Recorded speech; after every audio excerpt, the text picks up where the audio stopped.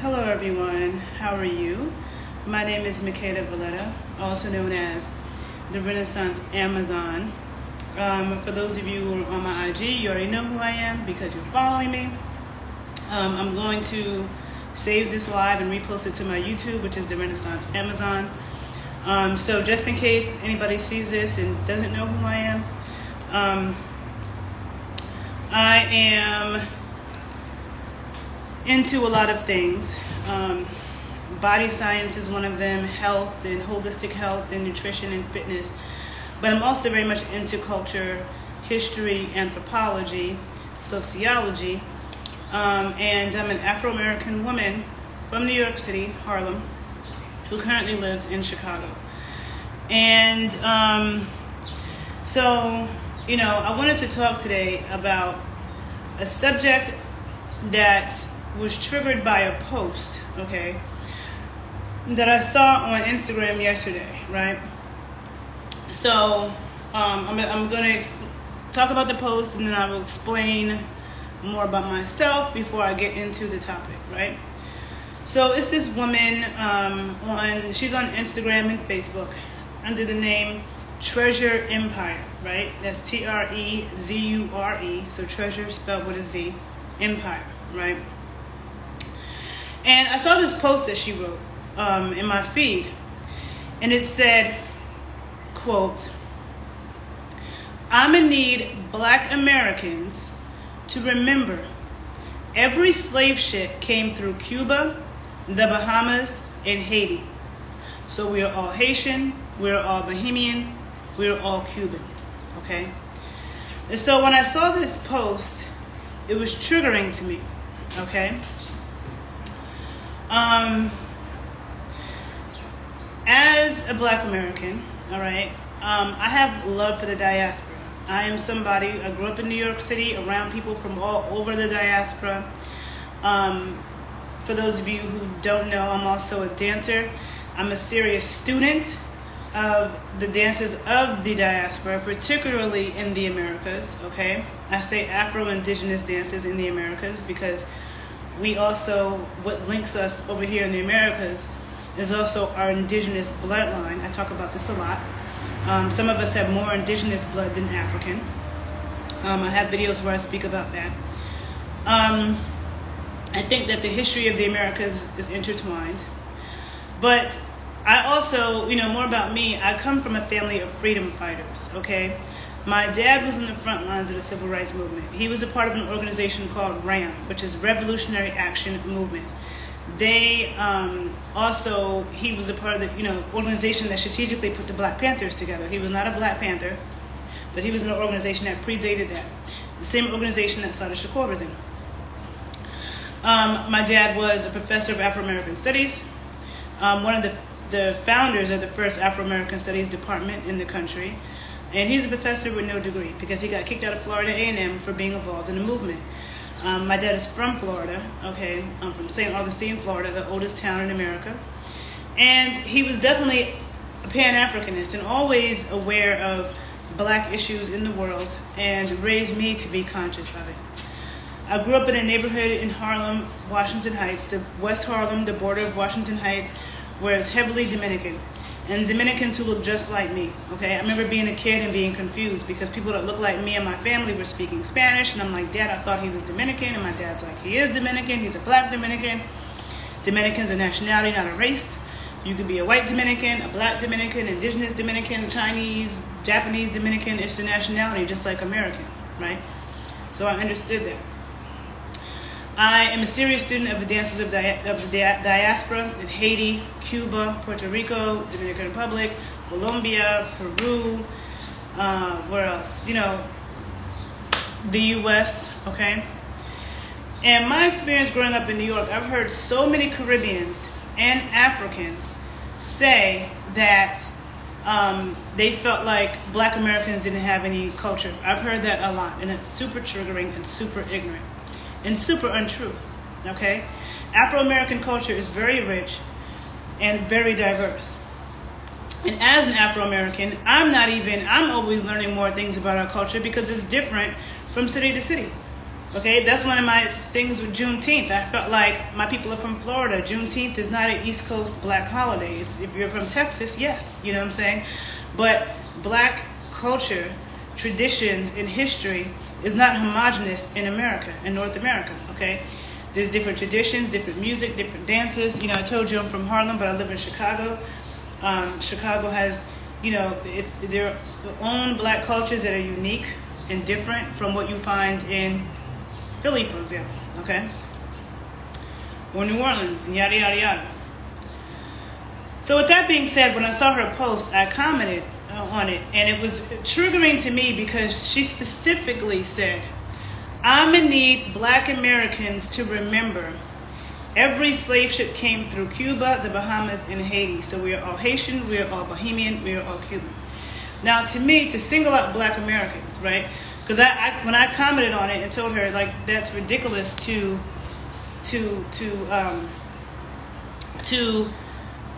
aim that at black Americans. Why don't you aim that comment at Dominicans, for example? Dominicans who share the same island with Haiti, who are very anti-Haitian, very anti-black. Give them that lecture.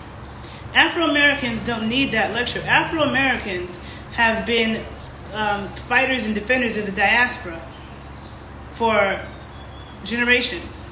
The only reason why black people from the Caribbean and from Africa can even immigrate to this country is because of black Americans fighting to change the laws. There were anti-black immigration laws in this country. Black Americans fought to change that.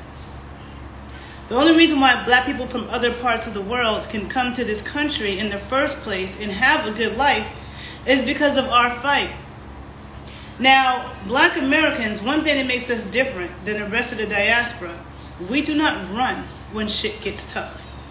We don't run by the millions to another country, okay? You can't make your country better if you leave. I have mad love for Haitians, but I know so many Haitian Americans who've never been to Haiti. They don't go to Haiti, but they rep Haiti all day, Haiti, Haiti, Haiti. And they want to act like things that's being shown in the news is being exaggerated. Well, if Haiti was so good, then why are you here, though? And how can you help to change your country if you leave? Black Americans, we didn't leave. We stayed and we fought. So when people say things like, oh, my parents came from Jamaica for a better life, but we weren't doing bad, which I've heard people say.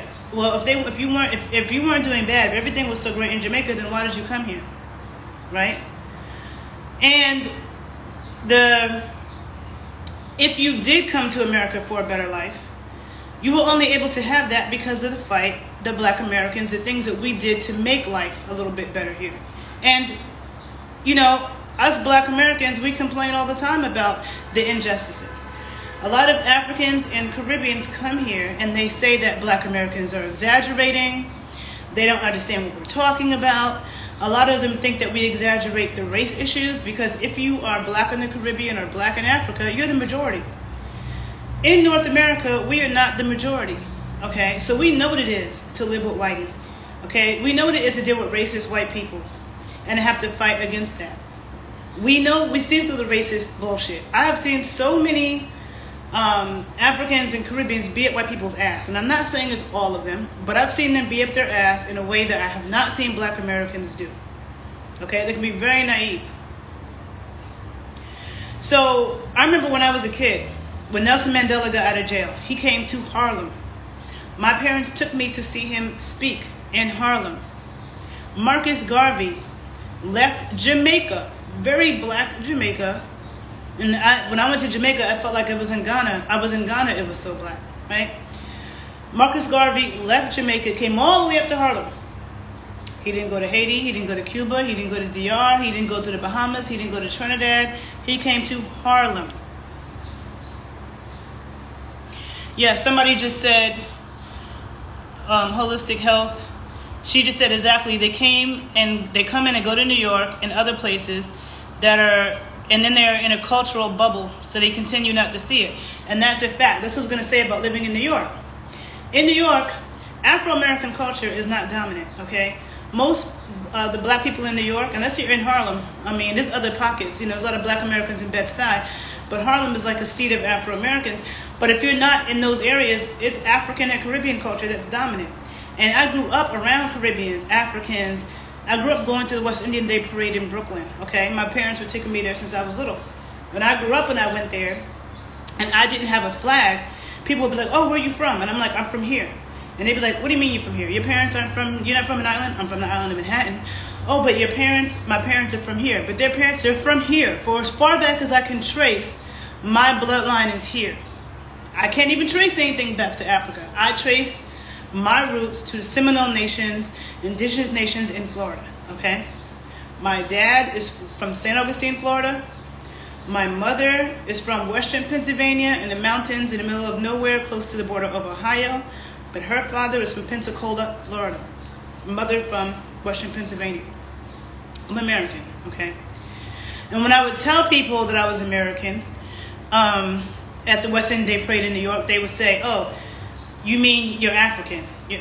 No, I'm not African, okay? When somebody says that they're Jamaican or they're Haitian or they're Trini, nobody says to them, no, you're not, you're African. So why override when I say that I'm American? Because a lot of people associate American with being white. No, white people hijack this shit. But again, being American is a nationality just like being Jamaican or being Haitian or Puerto Rican. There's nothing to do with your race. You can be a white Haitian. I have met white Haitians. You can be a Chinese and Japanese American. Somebody said, people are so disrespectful to black Americans. If we're going to come to America, learn black American culture and show some respect. Speaking as a first generation Haitian American. Thank you so much. I agree with that. And when I make those comments, people say, oh, you know, you're xenophobic or you don't like the diaspora. No, I have mad love for the diaspora. Mad love for the diaspora. But be respectful when you come to somebody's land. I always say that. What you don't see is black Americans running to somebody else's country by the millions, okay, opening up businesses for miles and only hiring our people. Because first of all, other countries won't allow that shit. But in my neighborhood in Harlem, all the businesses are owned by Dominicans. And those Dominicans just hire other Dominicans. They aren't hiring black Americans. Okay, I live in Chicago now. And I live on the northeast side. But in the neighborhood I live in now is very diverse. Actually, Chicago was founded by a Haitian man. But in my neighborhood, there's a lot of Haitians, Dominicans, you know, West Africans, East Africans, Jews, Indian people, Asians, Hispanics, families. It's a very diverse neighborhood. I love my neighborhood in Chicago. But most Afro-Americans in Chicago live on the south side and the west side. In my neighborhood, it's thriving. There's tons of businesses. You know, you got African businesses. You got Little India over here. You know, you go to the Mexican and Puerto Rican parts of Chicago, tons of businesses. The Irish, the whatever, Russian, whatever neighborhood, they got businesses. When you go to the Afro-American sections of Chicago, it's desolate. There are no businesses. And if you know anything about the history of Chicago, this is probably like the #1 city historically for black businesses, okay? And there were a lot of successful black businesses in Chicago. It looks like it's being done by design, that when you go to the Afro-American part of the city, you don't see any businesses. And whatever businesses you do see are owned by foreigners. We can't go to other people's countries and do that. We can't go to other people's countries and get a top position in government or a top position at the hospital or major companies. They're not letting you as a foreigner do that. But in this country, everybody's welcome. Everybody can jump to the top. And a lot of times it's at the expense of Afro-Americans. When I was a kid, my grandmother was very anti-immigrant. I didn't understand it because I grew up in New York City around people from everywhere. So I'm like, what is my grandmother's problem? But my grandmother was born in 1921. She saw how the U.S. government a lot of times would favor people from other places over us. They would give them loans, give them things over us. And I see Africans all the time who come to this country and they're getting scholarships to top universities when a lot of black Americans can't get a free education. But there's tons of Africans here getting a free education. It's almost like they value foreign people over black Americans. So listen, this time I'm going to do something different. I'm going to allow some people to come in and speak. I see one person sent a request. If I allow somebody to come into this conversation and it's, you're trolling, I'm going to block you forever, okay? So don't do that. But if somebody has something serious to say or add to the conversation, please feel free to send a request. And I will allow you up because I've never done that before. But my girl Mo, who's listening to this right now, she did that yesterday and it was really good. I'm going to post her conversation from yesterday in my stories. I think that it was a long conversation. It was very good, where she had different people come up. So anyhow, now my uncle, okay, I have an uncle, he's Jamaican, okay, he's not my blood uncle, but black people, we have extended family.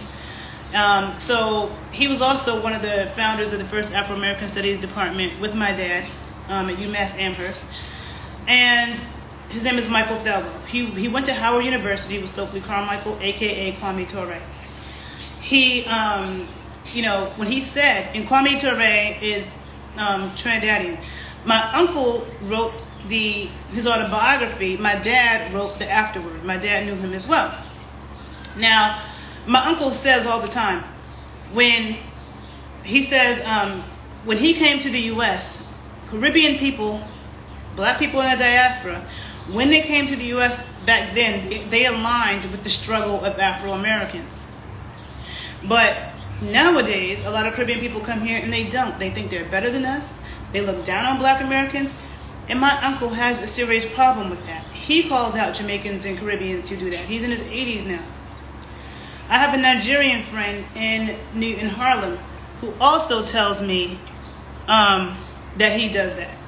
That he's always checking Africans who are in Harlem looking down on black Americans, talking shit about black Americans, and he checks them. The fact of the matter is, Afro-Americans have been the leaders of the black world. The whole black world looks to us. Again, why did Marcus Garvey come all the way to Harlem? Marcus Garvey himself said that black Americans were the cream of the crop when it came to the black world. And not saying that about being better, but that's what he said. And he came to Harlem. When Castro came to Harlem. Why would they all be coming to Harlem if we weren't defenders of the black world? So when this girl writes this post, I was like, first of all, okay, so on her post, on her page, she said her exact words, she feels like black Americans are too silent right now in terms of what's going on in Haiti and Cuba. She feels like we're too silent. And I'm thinking to myself, first of all, what are we supposed to do about what's going on in Haiti and Cuba? Like, I've been to both places. I've been to Haiti once, I've been to Cuba 5 times. We can't do shit about what's going on in Haiti and Cuba from America. Okay? Cuba, their government is not playing with them. So I wish them the best. But there's no way that what are we going to do? Fly to Cuba and demand that they give the Cuban people what they deserve? No. Why would we do that and risk our lives and our freedom for that? And the thing is, we have enough of our own problems here in the U.S., okay? Afro-Americans have been very giving to the diaspora. There's so many black Americans who built schools in Africa. You have black American doctors who have gone to Africa to work for free and do stuff. When have any Africans given back to us? In fact, the truth be told, Africans played a huge role in the slave trade. Okay, people talk about the white man. No, Africans completely participated, first of all. Also, there are families in Africa who are rich because of the slave trade. I don't see those families saying, you know what, let's start a scholarship fund for black Americans, no, they're not. But they do come to the U.S., get free educations, or rack up debt and leave. The thing about being a black American, and I've heard so many Caribbeans and Africans who've come here who talk about America, like just talk shit about America, and it's like, no country is perfect, okay? Every country has blood in its hands. Every country's government has blood in its hands. Even your country, because you wouldn't have left. If where you came from is so great, you wouldn't have left and came to a whole new country. I don't even know what that's like. My family has been here my entire life. I mean, not my entire life, but as far back as I can trace. We didn't flee when stuff was tough. We didn't say, oh, I'm going to go, we didn't do that. We stayed and we fought to change things, and we're still fighting. So to hear this girl say that she felt like we're too silent, I don't see a lot of, I'm not saying all, okay, because I do know people of the diaspora from Africa and from the Caribbean and South America and stuff who do align with Black American struggles and do stand up. So I'm not saying it's all, but most of them could care less. So many Black people from other nations come here and they align with white people, and they align with the ideology of white supremacy, and it's all at the expense of Black Americans. Even a lot of movies right now that are coming out that are about Afro-American families, Afro-American people, they're hiring African actors to play us. If we didn't already have an issue in Hollywood with Black Americans saying we don't have enough roles, we don't have enough this, and now they say, okay, fine, we're going to put Africans in that place. Okay, almost to just, be troll it and trigger. Like you're all the same. We're not all the same. We're not all the same. So I had reposted this girl's post onto my Instagram page because it was so triggering, and I felt like this needed to be spoken about, because when I said something to this girl, she was acting like she was justified in her comment. And then there was another chick from the Bahamas who also was like, oh, why are you so mad? Why are you so mad? First of all, it makes sense that I would be triggered. If somebody moved to your country and was telling your people what they need to do to help us, if there are a bunch of Black Americans moving to some Caribbean nation saying, you need to help us do this, this, and that, and blah, blah, blah, blah, blah, blah, and you're not doing enough, but at the same time, we were benefiting off of their struggle, and at the same time, we had tons of businesses, and they didn't. People would be outraged. People in other countries would be outraged if there were Afro-Americans moving to their country at the millions, opening up businesses for miles, whole neighborhoods, and hiring our people and not them. It would be an NPR story. Oh my God, how dare these Black Americans do this? But it's okay in America. So what I wrote, my response to her, when I reposted it on my Instagram page, I wrote, I have a fundamental problem with posts like this. Black Americans have been the leaders of the Black world. This is why Mandela, Castro, and Garvey came to Harlem. We've been fighting for the diaspora, as has Haiti, for 100 plus years ago. The reason why so many Blacks of the diaspora are even allowed to immigrate to this country is because of Black Americans fighting to change laws to allow that to be possible. Nowadays, so many Africans and Caribbeans immigrate here and they look down on Black Americans while benefiting off of our struggle. Now, I'm not saying it's all Africans and Caribbeans, but it is a whole lot, and certainly more than 50%.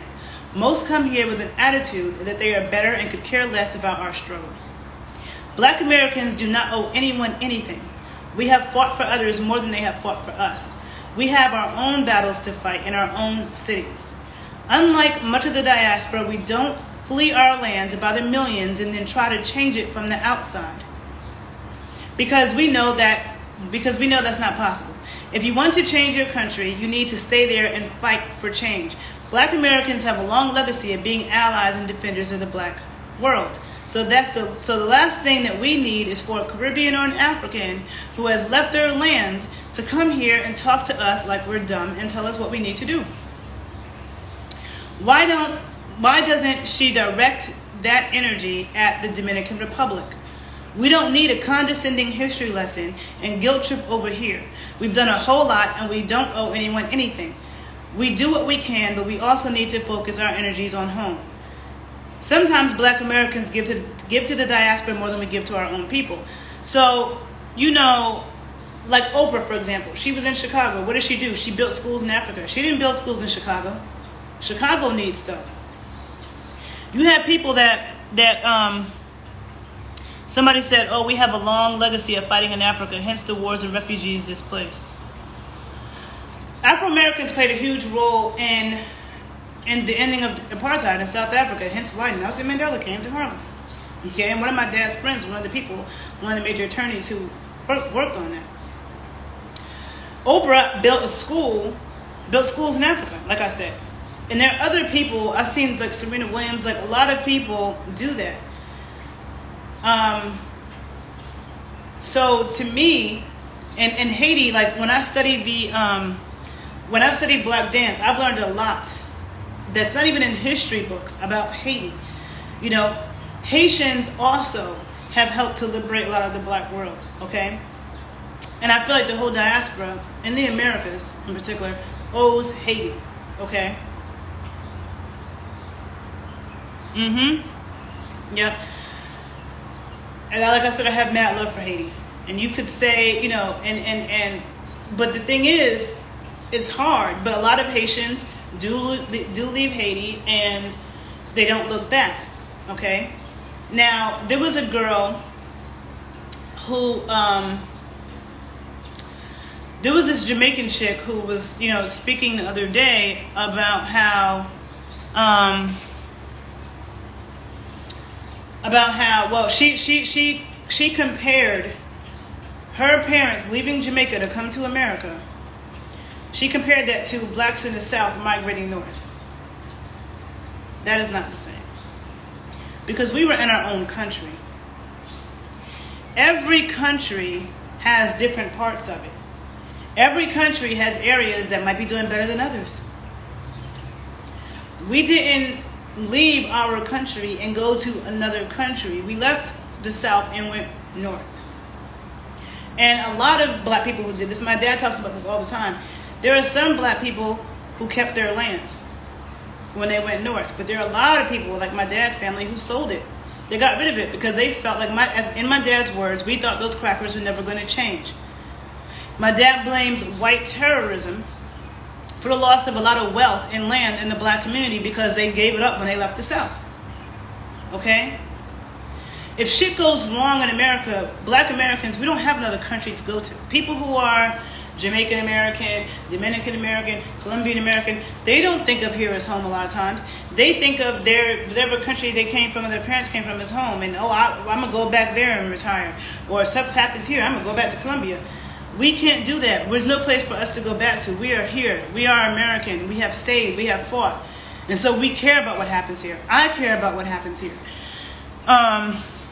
Somebody said we have resources and they benefit from the instability in Africa and China, etc.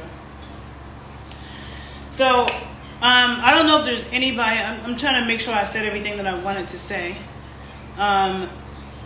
But if there's anybody, and so it's like, you know, this girl was like super defensive, super dismissive, right? And she acts like she's, you know, so intelligent and so pro-black, but yet, you know, she's from the Bronx. And New York City and Miami are two places where a lot of Caribbean people live in a bubble. They don't travel around the U.S., okay? They travel there. Well, people in Miami don't seem to go anywhere. Because I know so many people in Miami, they don't even go to the Caribbean, and it's right there. I feel like New York Caribbean people go places more than they do in Miami. But the fact of the matter is, Miami people and New York people don't really travel around the country that much. You know, unless they're American. A lot of them just go other places. So they don't. So New York is not representative of all. New York and Miami are not even authentic American cities. You can't even find good American food in either of those cities, okay? That's why I like going down south. Just go to Baltimore. The American food is lit. The grits taste way better. You go to the Midwest and you go down south, okay? You can get some good American food. Not in New York City. In New York City, when the African American Day Parade happens, which is in Harlem, nobody goes to. Nobody knows, nobody goes. The West Indian Day Parade, millions of people. The Puerto Rican Day Parade, millions of people. Other thing that black Americans don't do is that when we do decide to leave, when you do have black Americans who said, I'm moving to Ghana, I'm moving to South Africa, we don't go there waving our American flag, whoa, I'm American, and having American Day parades. Because most black Americans, when they leave and move to Ghana or somewhere, it's because they're upset with America. A lot of times they don't even want to associate with it, and they don't even want to say they're American. There's a lot of black Americans, we don't wave our flags in our own country because of what we associate it with. But then if I see somebody like Amara La Negra from Dominican Republic, who's spoken a lot about the color issues in the DR, but she's so proud to be Dominican. I'm Dominican. But yet Dominican Republic doesn't love you. If there's a campaign for the Dominican Republic, they're not putting you in it. Okay? And the color problems and the race problems are way worse in the DR than they are in America. Right? But you still proud to be Dominican. And I should be proud to be American. Because a black American, we have a lot to be proud of. To me, the white people in America, those aren't the true Americans. So that's why no white boy in America could ever tell me I'm being unpatriotic because I'm not saluting the flag and singing the national anthem, that racist ass song. No, it's offensive to me and my people, my Afro-Indigenous, my Afro-Seminole people. It's offensive.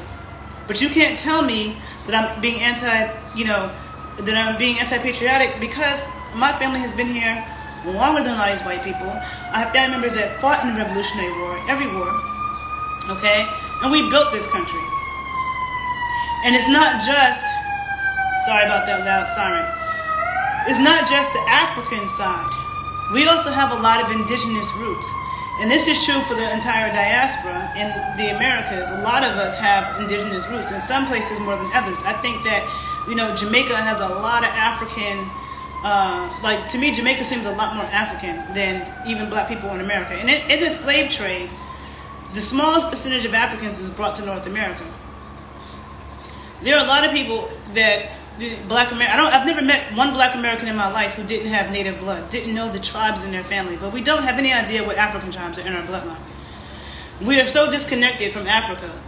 I have to take all these vaccines just to go there, so how could I be African? I'm not African. I don't speak any of the languages. The food that I eat is different, okay? A lot of the popular foods that black Americans eat have native roots.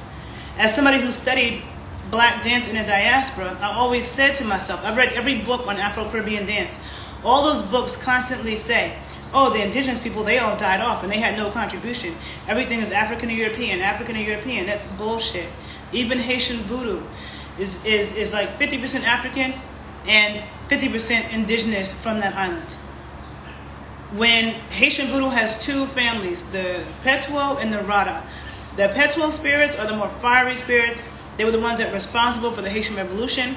And I remember being at a conference years ago where a Haitian elder, so someone says in your blood or African African ancestors live in you, don't forget. First of all, you don't need to tell me what not to forget, okay? That's number one, okay?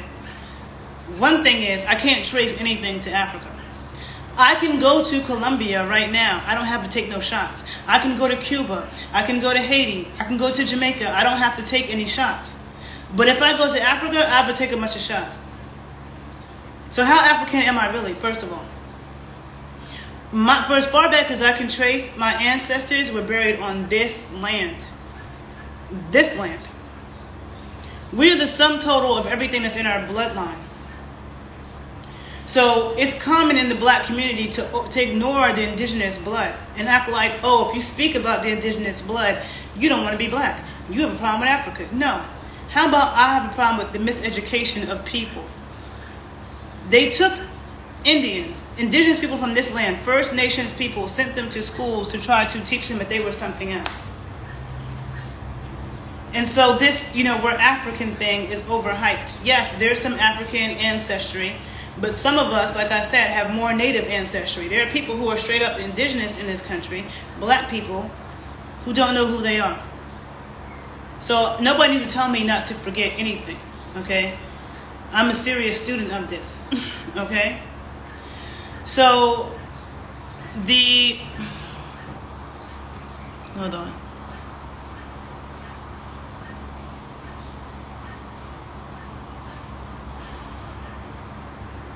Yes, somebody said blackness is not just African.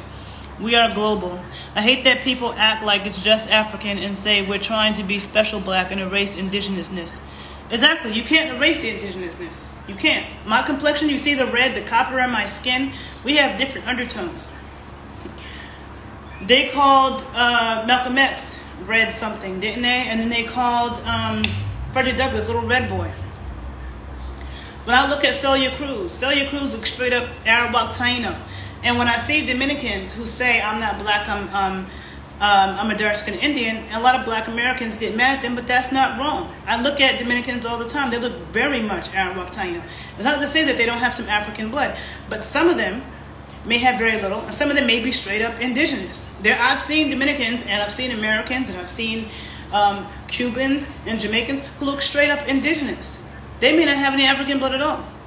But you can't really look at people's phenotype and always know what's in their bloodline. There are people who are very dark, who have white blood, they got indigenous blood, they got Chinese blood. You got people who look white as hell. I have a cousin who's half white. If you saw her, she looks like a white girl. Very beautiful girl, but she looks white. But she's my blood cousin. And she had a child with a white man, and her daughter looks white. You don't look at her and think, oh, you have black in your blood. Or you look at Meghan Markle's kids. Meghan Markle's kids look white. I have a best friend who's half Jamaican, half Jewish, and her Jamaican mother in America, you would say she's black, but her Jamaican mother is really part East Indian, part Chinese, part indigenous, part African. So my best friend, she doesn't look like, especially when she straightens her hair, she looks like she might be white and Chinese or something. She had a kid with a white man, and her kids look white. So you can't go by a phenotype, by people's features, and tell what's in their bloodline. That's why it's really important for us to speak to our families about what's in our bloodline. Not those DNA tests, okay? Because those DNA tests are total nonsense, and I'll do a video on that on my other IG page. On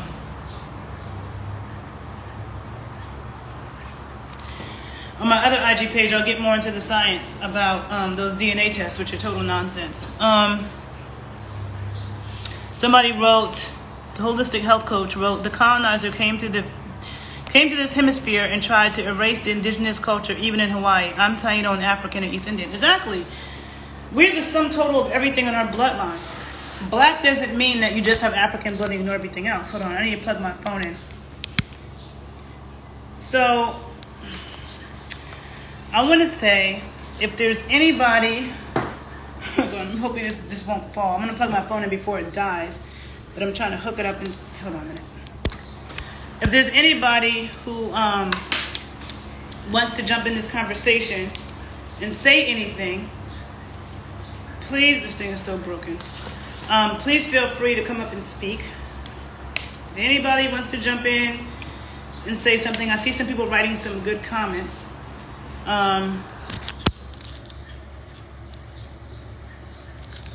Yeah, you agree those tests are bullshit, okay? You can't go by those genetic tests to tell you what's in your bloodline. There are plenty of people who their parents, their grandparents told them that they have Blackfoot in their family or Cherokee or blah, blah, blah, blah.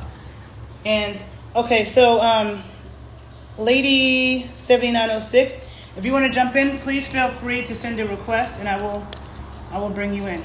In the meantime, I'm trying to figure out how to plug my camera in and make it stay. Okay. So yeah, please send a request and I will gladly bring you up to speak. Doing something new with my lives. Thank you, Mo, for inspiring that. So yeah, just send a request. Someone said, they try to say black is only African to get us to think blackness is not the global majority, that we are, that's why they want us over the world colonizing, putting themselves everywhere for illusion. Okay, I'm bringing you up right now. But he has said they strategically leave out the indigenous bloodline. That's absolutely a fact, and that needs to be talked about more. Hi. Hey! How are you? Good, how are you? I'm doing well. Thanks for having me. I'm super nervous. I've never done this before. No, However, this topic is really, I'm very passionate about it because even as a young child, you know, being Haitian, first generation Haitian American, I remember talking to my mom about, you know, American people, and she would always make comments about like, yeah, like how we were black, but we weren't black like them. You know what I'm saying? Yeah, we're black, but we're not like them. I don't know if you can hear me because my phone is going off. I can hear you. And also now, and as I've gotten older, I really realize how, you know, people are just so disrespectful when it comes to Black American people. And I feel like the reason, I mean, I've always been passionate about it, even as a young child, but as I've studied Black American culture even more and read slave narratives and just heard of all of the craziness that has happened to Black American people, how can you not understand their struggle here? And how dare you come here and be disrespectful? So as a homeschooler, I not only homeschool my kids, but I homeschool other people's children. And I make it a very important part of our study to teach them about Black American history, so much so that, you know, some people have geography fairs, but we had a state fair, and that's one of the things that we do. So in that state fair, on top of learning, you know, the state flag and the motto and the food from that state, the main focal point was what did Blacks contribute to that particular state, not the atrocities like the Ocoee massacre in Florida or all the craziness that goes on in different cities or states, but what did Blacks contribute to that state? And so it was amazing what these kids came up with and what they found, and you know how Black people were founding beaches right here in Florida, or how the Boston Massacre was started. You know, we know Crispus Attucks was one of the people who died, but he was the reason the Boston Massacre even started. Or how, you know, there was a Black slave who was working on both the American and the British sides of the war to help the Americans win the war. Like, there's so many things that we just don't know.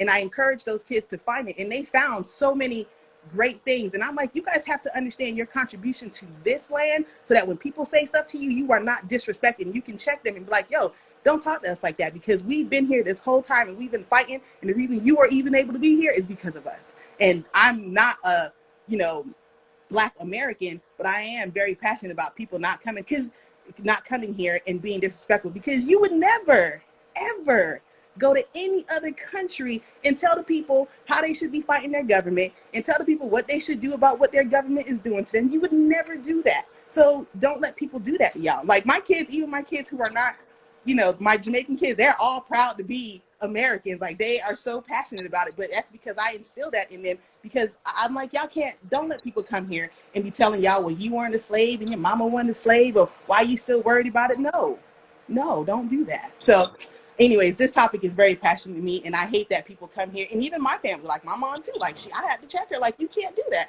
You know, like, you Black, but you not like them. I'm like, come on, Mom.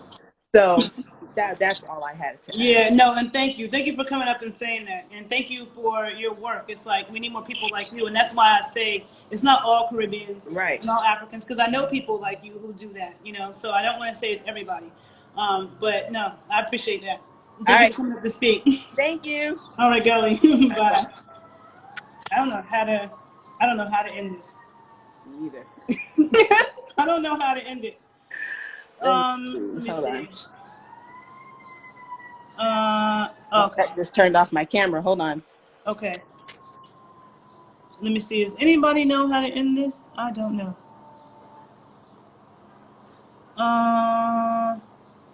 I think you have to end it on your end, because I'm not seeing how I can end it. Hold on. No, let me see. I'm eventually figure it out. If anybody listening knows how to end this, please tell me. Like this, yesterday I was watching You Think She Has to Leave. Yeah, I don't. Wait, maybe I don't know. Maybe you should try to exit the conversation and then rejoin to watch. Okay, Maybe I'll do that. That's what I'll do. Okay. Okay. Oh, I see. Okay. Yep, that works. Thank you. Thank you. I don't know if anybody else. Yeah, I know. Mo, you couldn't figure it out yesterday. I know. I don't know if anybody else wants to come up and say anything. Because it's refreshing for people to understand what I'm saying, because I feel like when I do say this, people are constantly like, oh, they think that I'm attacking the diaspora, that I don't like them, and that's not the case at all, because I have mad love for Afro-Indigenous people everywhere, you know, my Africans, you know, my Afro-Caribbeans. It's all about respect. I feel like we should never go, wherever land you go to, you need to have respect for that land. And if you decide to move to that land, it's on you to learn the history. And I do hear Africans and Caribbeans who've said, oh, well, when I was a kid, Black Americans made fun of me. But when you're talking about being a kid, kids are ignorant to everybody, okay? If you're from the South and you move north and you're a kid, they make fun of you because you have a Southern accent. They make fun of you because you're skinny, because you're fat. They made fun of me before I have long limbs. I mean, kids make fun of people, but when it comes to adult stuff, you know. So anybody else have anything to say? If not, history is so important. If not, I may end this, because I feel like I've said everything that I needed to say. But I just want to give another minute to see if anybody wants to say anything. Mo, if you want to come back up and say something, because I feel like you're very eloquent in what you expressed as well. So you can feel free to come up if you want. I don't know if you're in a position to. But anybody else wants to come up and say anything, please feel free. I'm gonna give it 60 seconds. I'm trying to think. Yeah, so really it was just, oh, okay, so you, I'm getting the request again. I don't know if you want to come back and say something. Lady 7906. I don't know if that was a mistake or you're actually requesting to come up again. I don't mind if you come up again, but I don't know if that's on purpose or not. So just let me know if it's on purpose, and if it is, I will bring you back up. Okay, you'll come again. Perfect. Oh, wait. Somebody else requested first. Hold on. Wait, no. Hold on a minute. Wait. Oh, two people did. Okay. So, holistic health coach. Okay. So, I'll bring her up first. I'll bring, and then you. Um, oh. Hey, Hey, Mom. How are you? I'm good. I just wanted to say that, like, I really hope that you do. I can't see myself because the words are in the way, so sorry. I can see you. Okay. That you do like some type of a Afro-Indigenous diaspora dance history class, because that would be really, really cool. Um, yeah, like because you know more about that than anyone that I know. I found you because I was looking for information about it. Um, yeah, and I just think that'd be really cool. Um, I am Jamaican and Panamanian American. I was born here, just for people watching. And so I just wanted to like just support what Makeda is saying, that like I've seen the anti-Afro American uh, talk in my own family, and I've had to check my own family. Um, and you know, yeah, definitely as kids, like people just make fun of you for literally anything. So I experienced that, but like I never took it personally because I mean they made fun of people for like shoes or you know whatever. Like and also these are kids processing, you know, orienting themselves in a very anti-black country. So you know we're all just trying to figure this shit out. And people are still trying to figure it out as adults, but like we have the internet, and you can Google things and get educated. And also, my issue with how the whole conversation went down is the fact that she was claiming that the intention of the post, and the people who were supporting her were claiming that the intention of the post was that we all need to like unite as Black people globally. But when you issued a grievance about the impact of the messaging in the post, she never responded to what you were actually saying. All she did was tone police you and say, you're trying to make this about something else. And you're trying to make it seem like you think you're better than me, instead of actually responding to all the points that you made in your response to the post. So that tells me, and I didn't want to admit this because, like you said, like I give people the benefit of the doubt, but it seemed, you know, after all of that and the back and forth and just refusal to give in and actually like assess what you were saying, and also just take your fucking feelings into consideration, that it's very clear that the intent was really just to shame and place blame onto Black Americans for what I don't even, for not speaking up, but like what does that do? Like we can't, I don't know what the expectation is of like, okay, if you start an internet campaign and say, hey, this is going on in Cuba and all these other places. And also I have an issue with that because like a lot of Cuban people that are not spiritualists and like practicing like African religion, they're not identifying as Black unless it's convenient. But they're going to tell you they're Cuban before anything else.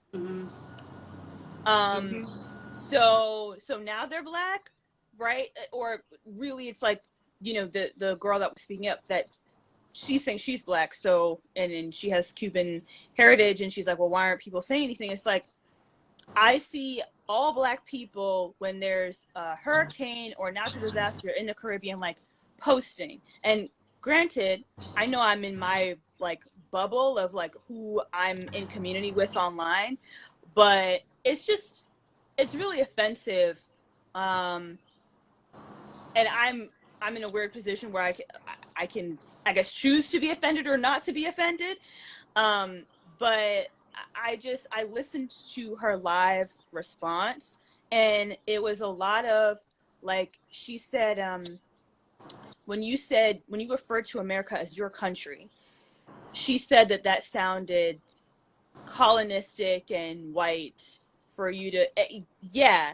And I'm like, the only reason why that would be the perception is if you're thinking of Black Americans as the government here, which is not the case. So I don't know, but it seems to be that there's this perception that Black Americans are like the power of this country, instead of people living here who are from here, who are fighting for it, just like anybody else in any other place fighting for their own country. So I tried to sort of tell her, like, I think we need to continue to have this conversation, and was really confused about what she was so upset about. And even in the initial post, like I'm like, I don't really understand the motivation behind this. The only thing is blame and like shame and like putting Black Americans down, and I don't see where the benefit of that is. So I didn't see like what did she think her end goal was going to be in doing that. The only thing that I see is this pattern of non-African Americans, even outside of the Black community, seeing the movements that Black Americans have created and going, what about me?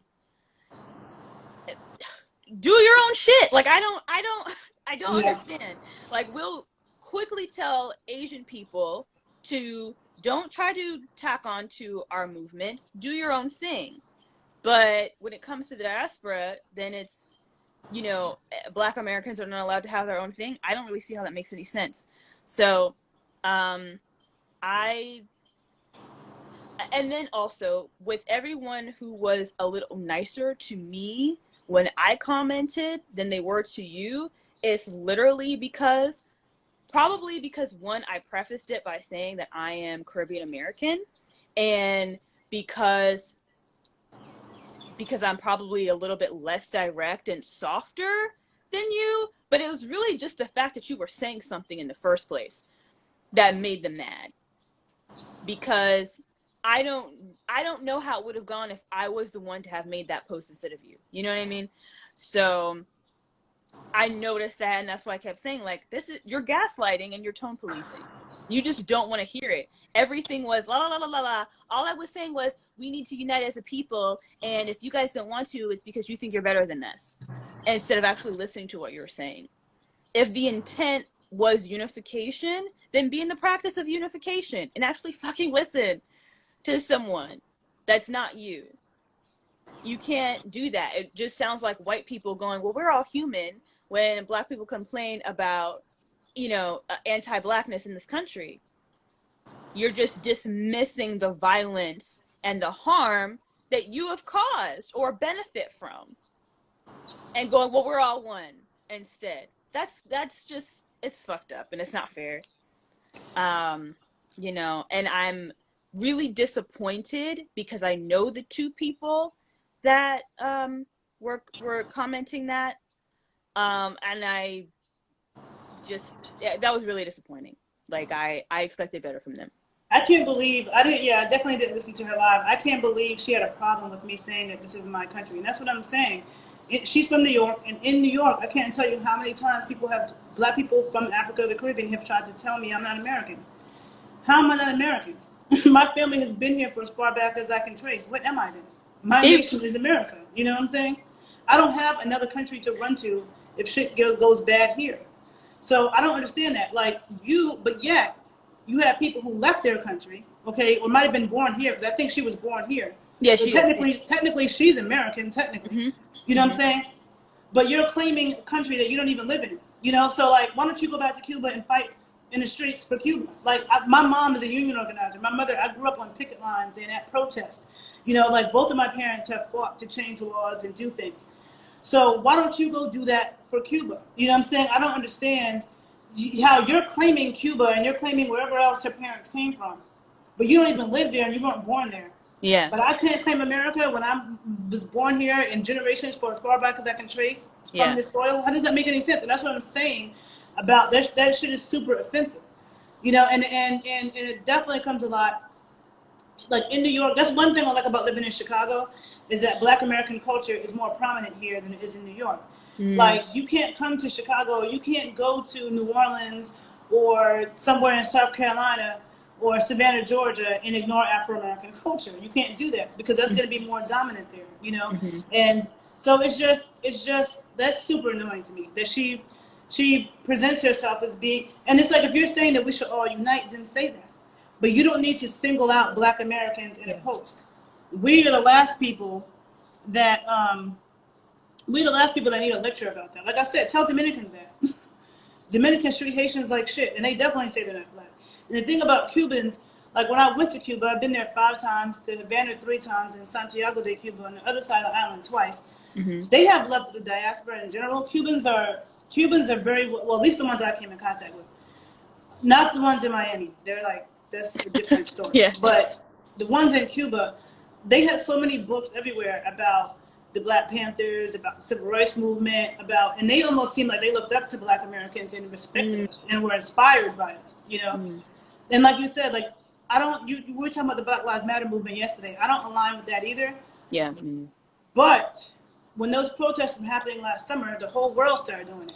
Even in Europe. I can't tell you how many times in YouTube I have seen, you know, when I went to Europe, I was watching travel videos on YouTube, and just to see what people were saying, what it was like to be Black in Italy or Spain or whatever. And I saw so many people, Afro-Europeans, saying that they didn't have any race problems and that that's an American thing. I mean, there are Afro-Europeans who speak about it, but there are a lot who are in denial, and they swear they don't have racism over there. And it's only America. I've seen Hispanics say the same things. People from Spanish-speaking countries, we don't have any race problems here. It's, they blame it on Black people. They don't blame it on the white people in their countries not being the same as the white people here. They blame it on Black Americans for the problem, because we're just making it up. And Black Americans, I feel like we're the only ones, we're like the main ones in the world that speak up and call out the bullshit. You know what I'm saying? Like, even in Brazil, they never had a civil rights movement. You know, Brazil's extremely racist. Being Black in Brazil, you're at the bottom of the barrel. You know what I'm saying? Like, a lot of I remember my dad told me when I was a kid, Latin America has race problems and color problems that's worse than the U.S. You know what I'm saying? But we've done a lot here even to fight against colorism and all these different things. So it's just like, I mean, that's ridiculous for her to act like that's what I'm saying. Like, people get offended when I say I'm American. Like, first of all, this year is like the first time I even really celebrated the 4th of July, because when I was a kid, my dad made me memorize. When I was in 7th grade, we had to memorize a speech. My dad made me memorize Frederick Douglass's 4th of July speech. That shit has stayed in my head ever since then. And so I've always been like, why am I celebrating the 4th of July? Like, that wasn't our day. A lot of our ancestors were still slaves, and yada, yada, yada. And so every year I wouldn't do anything on the 4th of July. Like, Black people who would be like, I don't celebrate it, but I'm going to a barbecue anyway. I'd be like, no. Okay. I wasn't into Thanksgiving. I'm like, it's a massacre. But I see people from other countries celebrating Thanksgiving. I'm like, do you even know what you're celebrating? So I was very much like that. But then I see people who come from other countries who, you know, they celebrate their country's independence or this or that, and I'm so this and but you left your country. So if your country was such a great place, I loved you so much, and things were so great, why did you flee and come here? So if you can be proud of where you're from, I should be proud of where I'm from, because Black Americans have a right to be proud, you know? And that's what I'm saying. Well, a lot of people associating saying that you're American with saying that you're white. No, you know, like, the true Americans are the indigenous Americans. And like I said, I don't know a Black American who doesn't have indigenous blood. Then when you have the African side, you know, who are brought here against their will and actually joined forces with indigenous people, Mm-hmm. co-mixed, created, and everything. That's why it's Afro-Indigenous. We are more American than the white people. The white people are the government that took over. Just like Yeah. in Brazil, you got white presidents. You know what I'm saying? When black people go to Brazil to associate with the blackness, or a black Brazilian says I'm Brazilian, that's Mm-hmm. not a problem. Even though white people run Brazil too. You know Yep. what I'm saying? So it's just like, I mean, South Africa. I've never been to South Africa, but I've heard black people don't own anything. You go there. I've heard people say they've never seen such blatant racism in their life as they did in South Africa. You're still seeing blackface on businesses. You know, the black people living in shanty towns, the white people living in luxury. They don't own anything. Like, it's even worse there. So I'm just saying, like, you know, but Yeah. I'm sure South Africans are proud to be black. South Africans are proud to be a black South African. Just because white people took over, that Right. doesn't mean, you know what I'm saying? Right. You're right. I don't understand why that's so hard to understand. I don't But know. I don't know. She yeah, she even said a lot of Black American music is actually Irish, and I was like, what? I don't know. I I don't even know how that's possible. I have studied music in school, like the history of American music. That is completely false. It's completely false. Completely false. She said she's an ethnomusicologist and she's studying that she knows. I said, and I'm thinking the only way that that's even possibly possible is if it's from the original people that were in Ireland that were black and somehow found their way back to America through the Irish immigrants. That's the only, and that's a stretch. Like, that's the only way I could see that being possibly true. I just, this is just a fact of life that people need to remember. White people did not create anything. They did not invent anything. All they've done is taken and manipulate things that have already been there, and they've left things out intentionally, but they've not created a goddamn thing.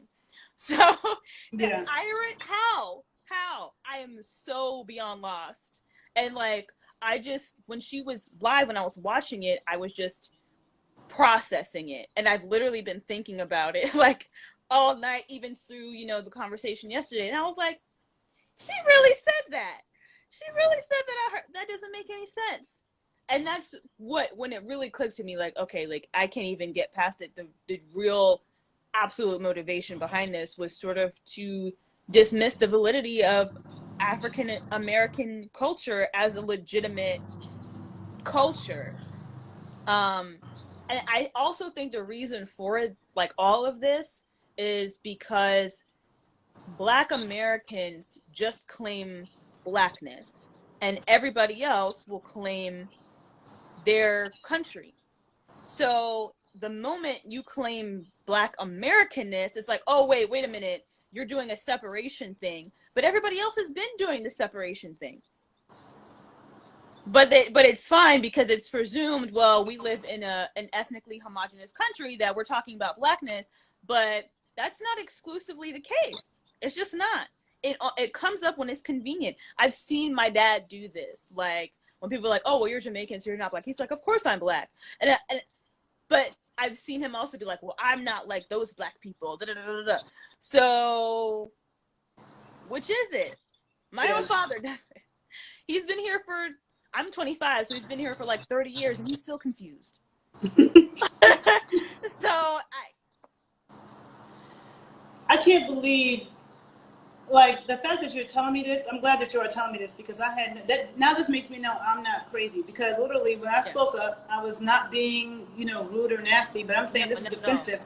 How does she think that it's okay to single out Black Americans and then go on to talk and just discredit us? Most of our music comes from Ireland. Are you kidding me? I was like, what? I don't understand. We have No. we have jazz, we have the blues, you know, we have you know, Lindy Hop, which comes from Harlem, which white people call swing, you know, like, what do you, and then the thing is that there are people who try to say that about tap dance. Like, I know a well-known tap dancer who he gets pissed off when he hears people try to say that Black American tap dancing did not come from Irish clog dancing. You know what I'm saying? It did not. No, they're completely different, and the history is different. I actually took an Irish step class. The reason why they started doing that is because I believe it was during the time when, like, because they're predominantly Catholic, the Protestants were trying to take over, and so they weren't allowed to dance. They weren't allowed to do anything. And so when the like army or the police or whoever was walking around, like if they saw them dancing, they would get in trouble. So they danced completely vertically so that it wasn't noticeable. And that's why tap is horizontal, but Irish is vertical. Mm. Their movements are going up and down, not you're not kicking anything out to the side ever. You're keeping everything completely tight into the center. Mm-hmm. Um, Yeah, and that that's true. White people in general, they tend to go up and down when they yeah, dance. They jump up and yeah, down. You know. yeah, And the thing about what you said about me teaching at Afro diasporic dance class is interesting because I started to notice that I knew way more about Black dance from other places than I did from America because I've studied intensely. I've studied, I could tell you a lot of Haitian dances and rhythms, and from Cuba and from Puerto Rico, Afro-Puerto Rican bomba and plena, stuff from, Colombia and, like all these different places. But then I'm like, I don't know them. I'm from Harlem and I don't know how to Lindy Hop. Now, if you try to look for Lindy Hop, you see white people doing it. You don't even yeah, see Black people doing it anymore. yeah, Then there's Afro-American jazz dance. We're not doing that anymore. I dance salsa because, being from Harlem, like Black Americans were involved in salsa from the beginning, just like with hip hop. Puerto yeah, Ricans, other Caribbeans were also involved in hip hop from the beginning. That's one of the good things about New York.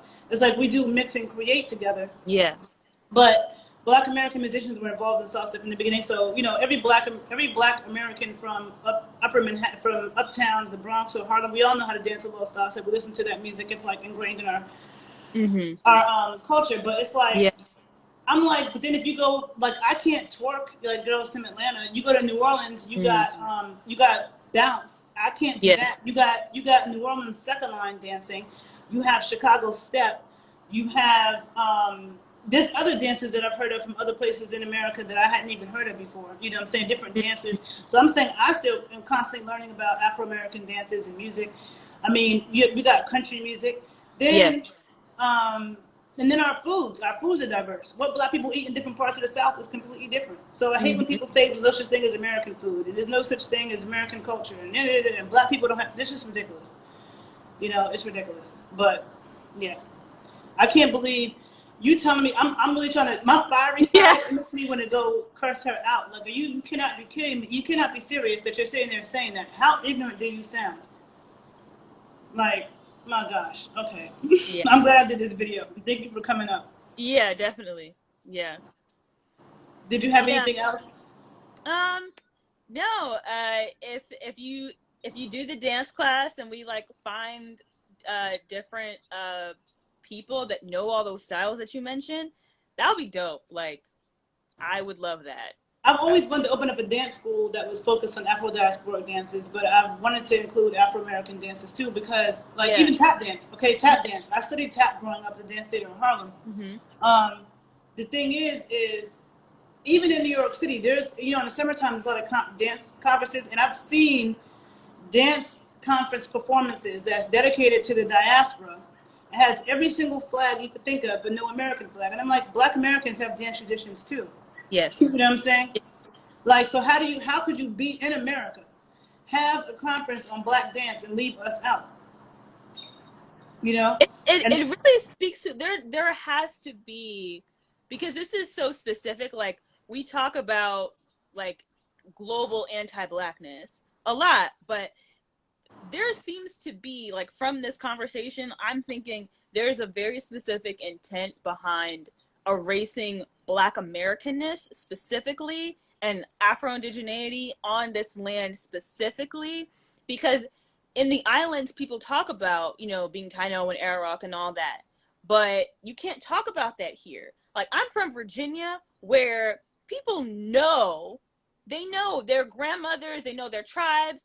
I've told people about the Dawes Rolls, like where people's names were, erased and all that. Like that's a thing here, but you still have people say, "Oh, you just lying. You just making that up because you want to seem special." But it's like, but look at your features. Like, why? Come on. Like, we're in Virginia. This is a port. This y'all are mixed. That this is not. And there's a video. This girl, Shameless Maya, on YouTube. Her mom's side is Filipino, her dad's side is Black, and she did an interview with her grandmother on her dad's side, and her grandmother was saying that she worked on the plantation, and when she was on the plantation, there were African slaves that came there, and they were two different people groups, and they spoke different languages. They couldn't understand each other because her grandmother's indigenous to this land. She didn't come here on a ship. So I don't know why there's this. Well, I mean, I know why, but it's like it's really bad that we still like believe this shit. It needs to be talked about more. And when you talk about it, people are like, oh, you're a conspiracy theorist. It's like, no, it's history. And nobody's saying that if you're claiming being indigenous, that you're saying that you're not black, because blackness is global. We are the global majority, regardless of if we touched American soil or not, or came from Africa or not. So I think there is some sort of special key in keeping this awareness sort of in this is it true or is it not true thing with the world, because of America's position globally. I don't know, something, but like there's a reason why there is this effort to make it look like Black Americans are not their own, but everywhere else is very established. It doesn't make sense. It doesn't make sense. No, it doesn't. And you're right about us. When we talk about our indigenous blood, it is looked at as, oh, you don't want to be black, or you're just trying to like, oh, here we go again with that Indian in my family. But we do, though, you know. And I say that's something that's true of the diaspora. That's true in Colombia. It's true in Jamaica. It's true in Haiti. But I feel like, you know, with the whole diaspora, Africans and Native people were mixing. But I feel like, especially here, you know, like you might be able to find some people who are purely African in Jamaica, or you might be able to find some people. But I mean, even then, like I just feel like there was, especially if you're from the Maroons, any Africans that ran away into the bush or into the mountains, they were with indigenous people, you know, like, and so, but yeah, it's like, it's so taboo here to talk about that. And there are people who are, you know, who you can see it all over their face and their hair and everything and their skin complexion. And, you know, what you said too about aligning with nations.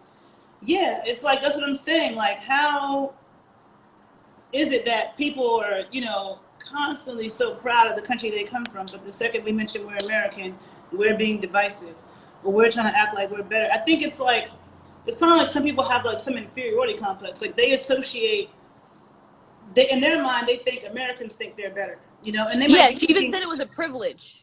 She said being Black American is a privilege. She said that? Yeah. Because it's this idea of, oh, America's automatically better. And so if you align with Americanness, then you think you're better. And that was the whole, like, I was trying to make it, what she was saying make sense. And I realized that that's the whole crux of it for her and the people that were agreeing with her, is that there's this idea that you think, oh, you're American, you're better. Because like I was talking about yesterday, my dad's side, they'll look at my mom, they're like, oh, you got that American money. And she's like, I'm working just like you. But there's the assumption that because she was born here, she's automatically rich. And they're always asking her for money. Like, no, yeah, I've heard that from friends of mine that grew up within New York who are from any place else, Guatemala, whatever. They always say they would be annoyed because they said their family thought because they were in America they were rich. Yeah. You know, and it's annoying when I travel. Like one of your friends was saying this yesterday in your live. You know, I get annoyed when I travel to other countries and they assume because I'm American, they just think that I'm like they want to up the price. Something that should be $1, now they want to charge you $10. They think that money grows on trees. And I'm like, first of all, you don't know how much a lot of us have saved up to even come here. And a lot of the reasons why we came here in the first place, sorry, it's loud siren. A lot of reasons why we might have been able to visit this place in the first place is because it was cheap, you know. So we're like, okay, I can afford to go here for a week because it's not that expensive. But we had to pay American prices. A lot of us couldn't afford that, you know. And the same way that Africans and Caribbeans, a lot of times they'll say they don't like the stereotype that they're all poor. I've met tons of Caribbean, Jamaicans and Haitians in particular, who said when they lived in their country, they had maids. I don't know any Black Americans that had any damn maids. Even Black Americans who have money a lot of times don't have maids. But if we're not rich, we definitely don't have no maids. I've met Haitians and Jamaicans who come here who, you know, they might have been doing well there. And they're like, yeah, we had like 3 maids and blah, blah, blah, blah, blah. And, you know, So the same way they can say we're not all living in a shack, and some people Yeah. have this. Well, as Americans, we're not all rich. You know what I'm Yeah. saying? And I don't know about every country, but I know in Haiti in particular, like if you buy land or you buy a house, like Mm-hmm. you just that's it. You don't have to keep paying property taxes every. It's like in Mm-hmm. America, if you don't pay your shit, they will take your shit. Like you know Yes. what I'm saying? Eminent If you domain. don't pay your bills, they will take it. A lot of Mm-hmm. people come here thinking it's so easy, and then when they get here, they realize how hard they have to work. You know what I'm Yeah. saying? So there's also stereotypes about how easy it is. It's like she must be out of her mind to say something like that. It's like, no, what's a privilege is your parents being able to come here was a privilege because of our fight and our struggle. Yeah. And so you owe respect to that. And you know, if you're leaving your country to come here, the only reason why you could even find things that you can find is because of what the work we did. So how disrespectful is that? Like, the more you tell me the things she says, the more it just absolutely disgusts me. Like, She was saying that she has cousins in Cuba that she can't talk to because the internet got cut off. So the government structure is different. That's arguably a privilege in that it's not a dictatorship or whatever the hell is going on there. But in terms of the economic structure, it's still systemic disenfranchisement. Well, really against anyone who's not 1% of the 1/10 of the 1%, but black people in this country. I mean, Flint still doesn't have clean water. So it's a weird, the things that she was saying, it just revealed like subconsciously what her ideas about America is and how much she's internalized that colonialist rhetoric and what they want people to think about America, Black Americans, and Africa and the Caribbean. Because she's feeding into it herself, saying, well, you know, all the Caribbean and all of Africa is just poor and we need Black Americans to save us, but y'all think you're better than us. And you can't do both. You can't put someone on a pedestal as being the savior and then get mad if they do think that they're better than you. If that's the position you're putting them in, that wouldn't make sense. So she just assumed that you in fact think that you're better than her because she has it in her head that America is this savior. That to me, you know, I can't speak for her, but like analyzing what she said, that's what it seems to be, like subconsciously. That's the idea that she has in her head, that okay, well, the internet's not getting cut off here. You think the internet's not getting cut off here because they want Black people to be able to have these conversations? No, it's because we're in the minority.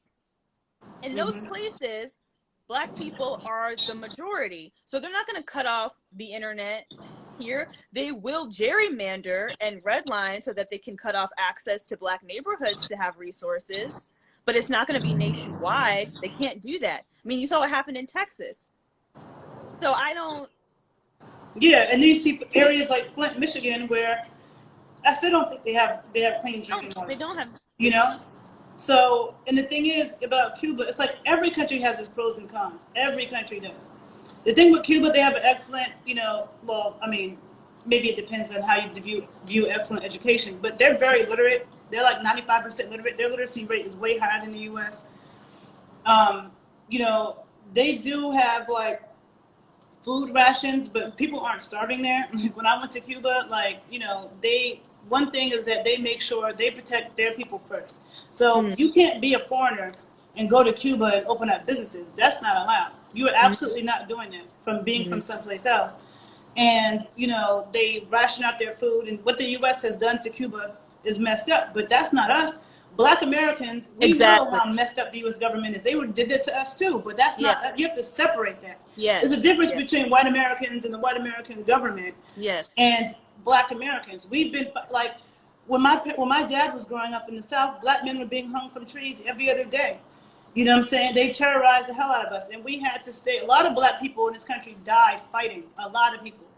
You know, when my dad turned 50, he said he was so surprised he even lived to be that old because everybody he knew that was a Black radical like him was killed. They were all dead. You know, so it's like a lot of people had to die to fight. So it's like if you have a problem that in Cuba they're turning off the internet, maybe you should go back there and fight in the streets just like them. Because the people that are fighting in Cuba right now, they're risking a lot. But that's what you have to do. Anybody that's had a major revolution, it's going to be bloody. People are going to have Yeah. to die. Yeah. But you can't do it from leaving the country, from outside the country. You can't. Yeah. Yeah. And that was my thing, is instead of her saying, hey guys, let's get some people and go back to Cuba, and I don't know, whatever you're going to do. But she didn't say that. She said, why aren't Black Americans saying anything? What the hell is that going to do? You're still not doing anything, but you're asking other people why they aren't doing anything. What are you doing? That's not a fair question, especially since I could see if she was in Cuba and she found some way to get a VPN and was like, hey, Black Americans, come on down here or something. Like, which I'm not going to go do. I'm not. And the thing is, with Cuba, they don't. The Cuban police and stuff, they don't play that shit. If you try to fly to Cuba and do that, they will put your ass right in a government jail. Like, and why would somebody do that and risk their own family to do that? No, like, I mean that's our not fight to fight. That's not our battle to fight. Yeah. So I don't. It was. I feel helpless. I need someone to blame. Let's blame the same people that the entire world blames, because no one's going to stand up for them. That's what it was to me. Because who is standing up for Black Americans other than Black Americans? That's a fact. You know, I mean, like I say, minus Haiti. Because you did have Haitian soldiers that fought in the Civil War and all the wars and stuff like that. And that was a while ago. Yeah. I don't know about now that they're doing anything, but I mean, Haitians, I don't feel like they owe us anything because they have their own battles in their own country. So a lot of them should be focused on that, but I'm just saying, like, people aren't, like, we have come out for other countries. They haven't come out for us. Not that they owe us that, but we also don't owe that to other people, but we've done it anyway. So we're the last people that you should be chastising and giving us a history lesson about where the slave ship went. And we're all Haitian, we're all Cuban, but first of all, no, we're not. If I go to Haiti right now and I say I'm Haitian, and I don't know shit about Haitian food, I don't speak Creole, they're like, where are your parents from? You're not Haitian. What are you talking about? Right. You know what I'm saying? Right. So, I mean, that's just absolutely ridiculous. I don't know. But thank you for coming up and speaking. And I'm going to repost. You saved your conversation from yesterday, right? I did save it. Yeah, I'm trying to download it right now, but it's long, so it's taking forever. Okay. Yeah. Yeah. Do you have a YouTube channel? I don't. I should. You should. Yeah. You should, because I've been wanting to tell you. I think you're super smart. I think you're also a great writer. Like I'm like impressed with how you write. I think you're very smart with a lot of topics in health as well. So I think you should have a YouTube channel. Because when your conversation yesterday, I was like, damn, I'm going to download this and put this on my YouTube page. Like, it was such a good conversation. So you should. Oh, well, thank you. Yeah. You're welcome. Bye. Okay, Chloe, have a good day. You Bye. too. Bye. Okay.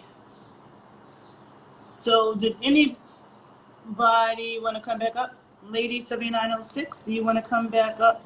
If you do, send another request. I don't know if you're still here, but I would love to have you come back up. For anybody else who wants to speak in this conversation, please feel free to send a request. You can send a request at the bottom of this screen. Thank you. Anybody else? Just send a request and I'll bring you up. That's just crazy. I mean, it's just, hearing all this is really disheartening, Okay, hold on.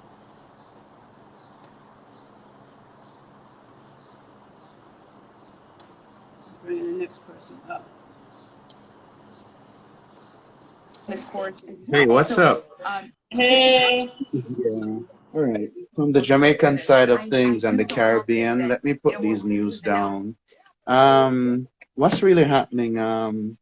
I think some Black people are losing focus on what our true intentions are. But what we have to realize, when we come under capitalist cultures and regimes and systems, yes, we have created a lot. We're great inventors, yes.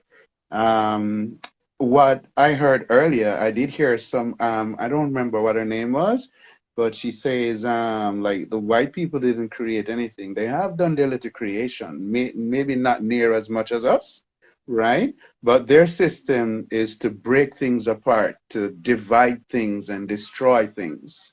See? And they're more coming from a psychological point of view because they're at a disadvantage, literally. All right? Now, we have to remember that we have taught and given a lot. Now, we're all over. Okay. Now, when we hear about the Americas or the whole plane of the Americas, the states, right? That's not a white people thing. They're babies to that land. And we must know this through history. Again, when we are dealing with indigenous people, yes, I know the Maroons here. I do photography and various art, but from the photography side and meeting with these people, dealing with them and, you know, logging some history of their culture when I have the time, this I don't like. I don't like the word maroon. Maroon, you're marooned. You're outcast, you know? So we need to look at it and understand who are the Maroons? What are the different types of people that make up this indigenous group as the Maroons? So if we're going to use the word maroon, I need more to happen around the word. So what I would like is for us to even eliminate this whole maroon thing. Let's begin to use a tribe, especially, I mean, some of them are Ashanti. We still had Tainos here still before they were all killed. We might have a minor bits and piece. Some still remain in the Caribbean, but where we are, we have the Arawaks here, we had the Tainos, then we had these guys coming in on ships. How can you discover something where we were occupying before?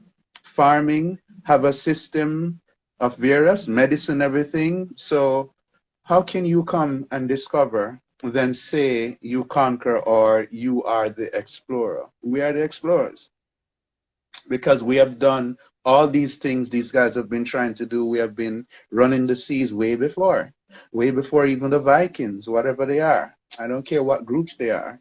We have been doing this. So if you look at our skin color and our texture, we're hybridized, all right? And yes, we have indigenous parties,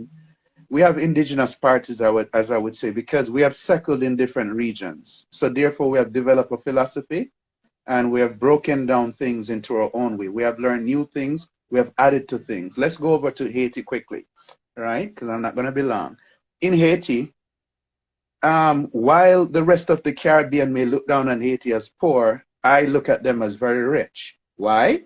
They're the only set of black people, mostly, that have not been conquered. So while they're being annihilated and they've been starved and people don't try to invest in Haiti and such, they're the strongest in the Caribbean for me. Why? They haven't been conquered as in their blackness. They have so much rich African culture. It's annoying for world powers. So they, as what we're seeing now, they like the turmoil, the violence, and all the destruction and all the things that are happening because scarcity is what these so-called backroom masters use to create their little antics. Is scarcity. We must realize that we can live off the land, we can farm, we can do so many things. We're great creators and inventors.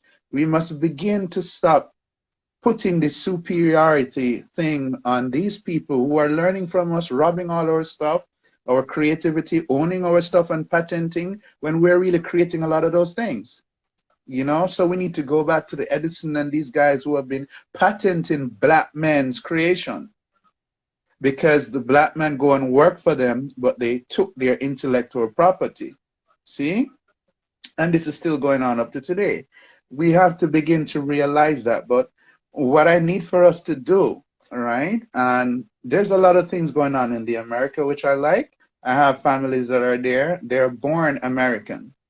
But the both parents are Jamaicans, right? So my cousins that are there now, their dad and mom, and all over. I have family in Florida, all over, okay? New York, all over.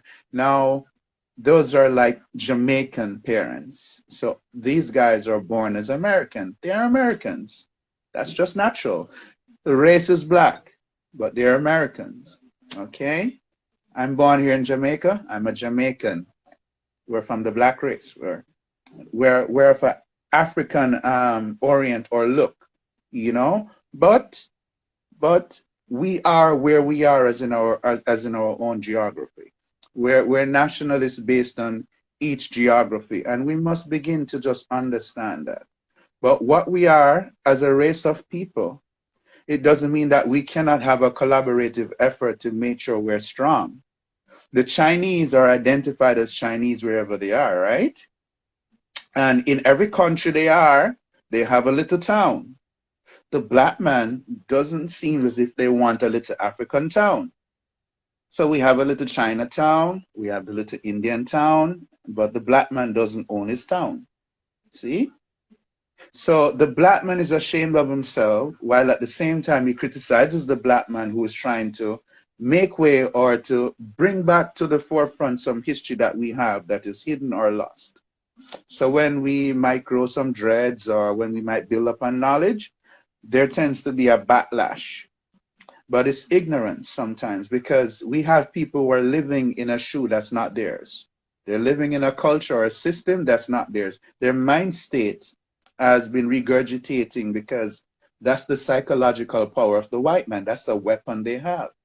They have weaponized in a predisposition way using psychology, you know, which affects us through heredity. That's a technical science. Not that they're mastered anything much than us, but they have been achieving through that process of heredity. So you destroy the black man in front of the black woman, you begin to break down automatically the strength of that set of people, because you're weakening the power of that man in terms of the kids and the woman. You see, these are other psychological and also physical stunts they pull. You know, these things we need to teach more, we need to say more. See, we have black men, not that black men are all being nice sometimes. We get ourselves into trouble, but we must realize that when we're superstars, sports stars, whatever stars we are, we have an ability that we must keep that wealth, but we must not lose sight of beginning that wealth while we're going up. There are mistakes that we should not make. There are tangling that we should not tangle into. Because at the end of the day, they need something to fall us at the end of the day. And when they do that again, you're crippling the whole diaspora. Because here it is that a black man is way up to the top, made it to the top, but then there's something to scar him now. You see? And we must begin to let that not become regurgitated into our whole complex of what we're doing. And so there's a lot of work we have to do as a people. And this is not going to be finished in just a limited amount of just a few decades. This is going to take a few 100,000 years to fix this thing. But we have to start the journey, and more of us have to come on board to fix this. So what the Americans have been doing, as in the black folks in America, a lot of you guys have suffered and died, you know, right? And while it is a mixed culture, there are indigenous people that we're not talking about, people that were just imported, you know. We're not dealing with that. It's far more technical than that. Okay? And I agree with you on a lot of points. And we must begin to know blacks were there long before. Long before. Okay? But where's that history? You know? Who laid out Washington? Was it a white man that laid out Washington? How many people? Why did that black man, and what set of people was he from, or a group? You know, who was it? Most people wouldn't be able to say a black more. They wouldn't be able to say, because we're not studying our history to know what's happening. Why did the white man go to a black mason to build and lay out Washington? How did we align so many things? The obelisk that's there, yes, that's a part of our Egypt side of things now, right? Still black, but why did we have an obelisk there? See, what does it run on? You know, what is it aligned to? As in other geographies, as in Rome, going right across. Who made those alignments? How did we know those things? You know, some of the things that this baby science is trying to say they know and learning, we have known before. We know there were extra planets out there because we had it in stone walls. See? And when did all this technology we have reveal that there were more planets? Just a little time ago. But we knew that way before. How did we know that? See? So we're so advanced in a lot of things. And it's time for us as a set of black people or the black race, wherever we are those nationalities. But yes, we identify as black. See?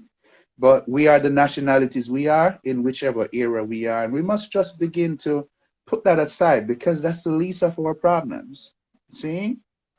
What I would like to say again, the black man that's in the Americas, some that have gone rogue, because see, this is a systematic germ, you know. The black men that have gone rogue, do they know that when they get involved with the guns, the drugs, who does it benefit? It destroys us, but it benefits who? The white man. See?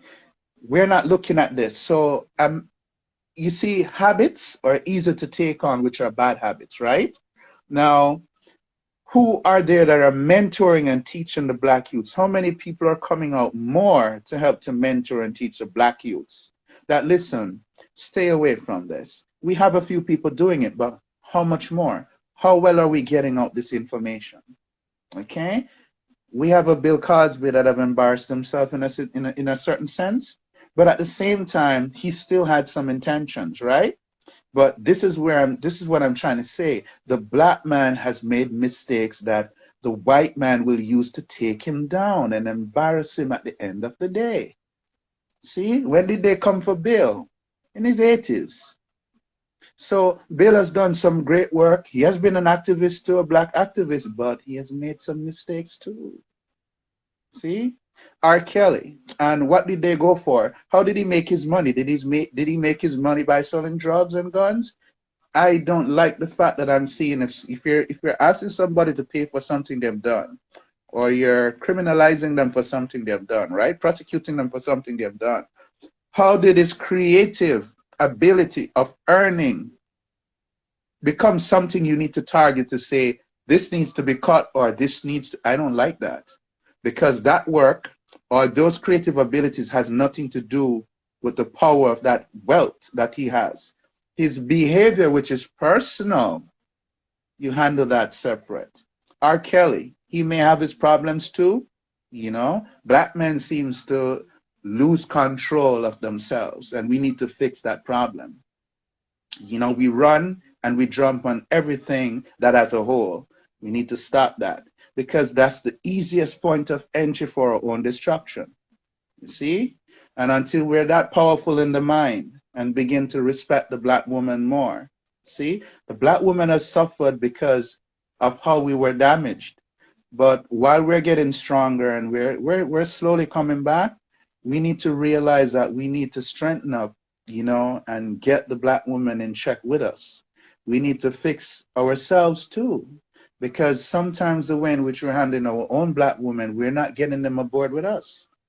We're creating a separation, and if we don't have them side on side, you know, a yin and yang, alpha omega style, we're going to have problems. So we need to begin to love each other more, because when we do that, when we're together, we're stronger, very strong. That is our true culture. We taught the world love. But what are we doing now? We're hating ourselves. We don't even like to see our brother with a shop down the road. We tear it down, we rob it. We kill the proprietor, you know? So we have a loss of job there. We have a loss of a potential proprietor and some wealth coming into the black community. We kill it.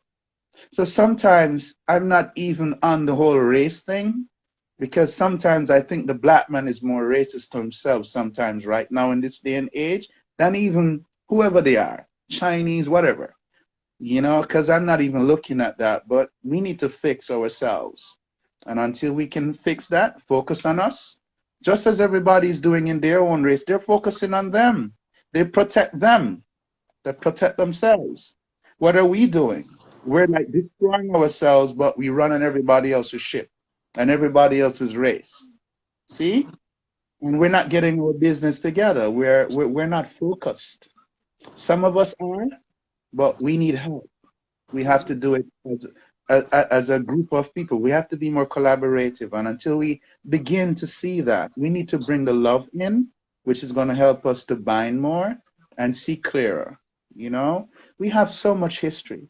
We have so much we can pull on for our own inspiration of wealth, our own inspiration for healing. Everything that we need, we have done it. We have created it. We have taught the world, but we're not doing our own stuff anymore. We have lost our own way. Yeah. See? And this is what you're trying to put out to the people. You're trying to put out stuff on health. You're trying to show that as a culture and as a race and wherever we are geographically, right? We are special, we're great, but we're not owning up to that. We're more at war with ourselves. See? I want to hear what you have to say. Give me a little talk. So no, so I agree with a lot of what you said. Like, I mean, you know, when you said that you feel like sometimes we could be more racist towards each other or ourselves, Yeah, then yeah, that there's a lot of truth in that because, you know, one thing I can say that one difference between like Black Chicago, for example, yes, and like Black New York, Black Chicago, Black Chicago, Detroit, and Atlanta. One thing I yes, respect about them is that they're very Black business oriented, right? But yeah, sometimes it's to a fault because a lot of Black Chicago, and I feel like a lot of it is also PTSD because of what they went through in Chicago. I mean, oh man, every city has segregation problems, but yes, Chicago definitely had a special set of issues, and Chicago was one of the best cities in the country when it came to Black business. But a lot of yes, them, they have this Black business mindset where they don't want to collaborate with other people, with white people or anything. right, But in New York, Black business people who are, you know, Black business minded, they will do business with Jews. I mean, when you think about hip hop, for example, a lot of Black people didn't believe in hip hop in the beginning. If it weren't for ah, Jews, like hip hop never right, would have gotten to where it got to. A lot of Black people thought they were wasting mm-hmm. their time. So what I I've like noticed is that that every part. Black person is Mm-hmm. not your friend. Also, when it comes to Malcolm X, you know, Malcolm X was in Harlem, you know, and he Mm-hmm. got to a point where, you know, it wasn't just about Blackness for him, you know, just like with Martin Luther King. But Yes, when he started seeing a larger picture, my dad knew Malcolm X very well. He was actually yes, supposed to be on stage with Malcolm the day that he got assassinated, 5 blocks from where I grew fascinated. up, but he Yes, was late.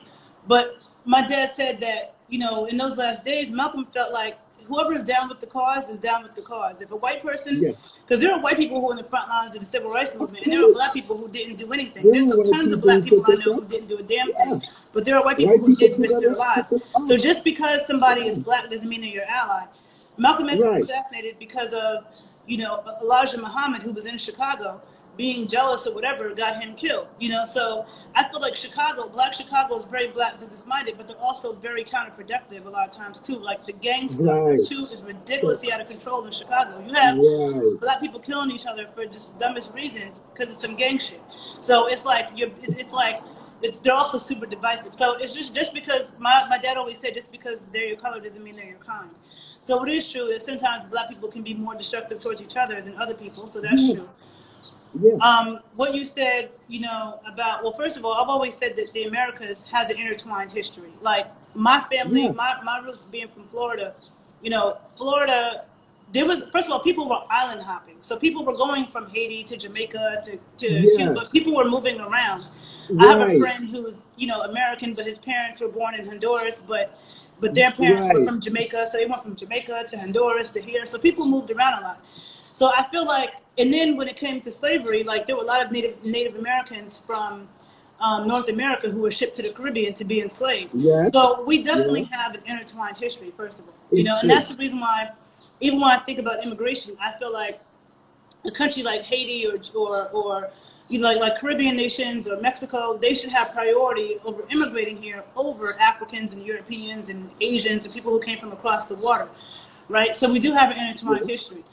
What you said about Haiti, you know, that's one of the reasons why I'm so much into Haitian folkloric dance. I mean, I studied the whole diaspora, but I feel like there's so ah, much magic yeah, in history in Haiti because of the fact that you see when you look at Haitian dance, you see what Black people, and when I say that, I mean Afro-Indigenous yeah, people man, would do if they definitely. weren't being told what to do. Because Yeah, when you look at anywhere else, it's like these were the slave codes. Like the dances in Jamaica, the dances in Cuba, the dances in America, they all had to do with what we were allowed to do.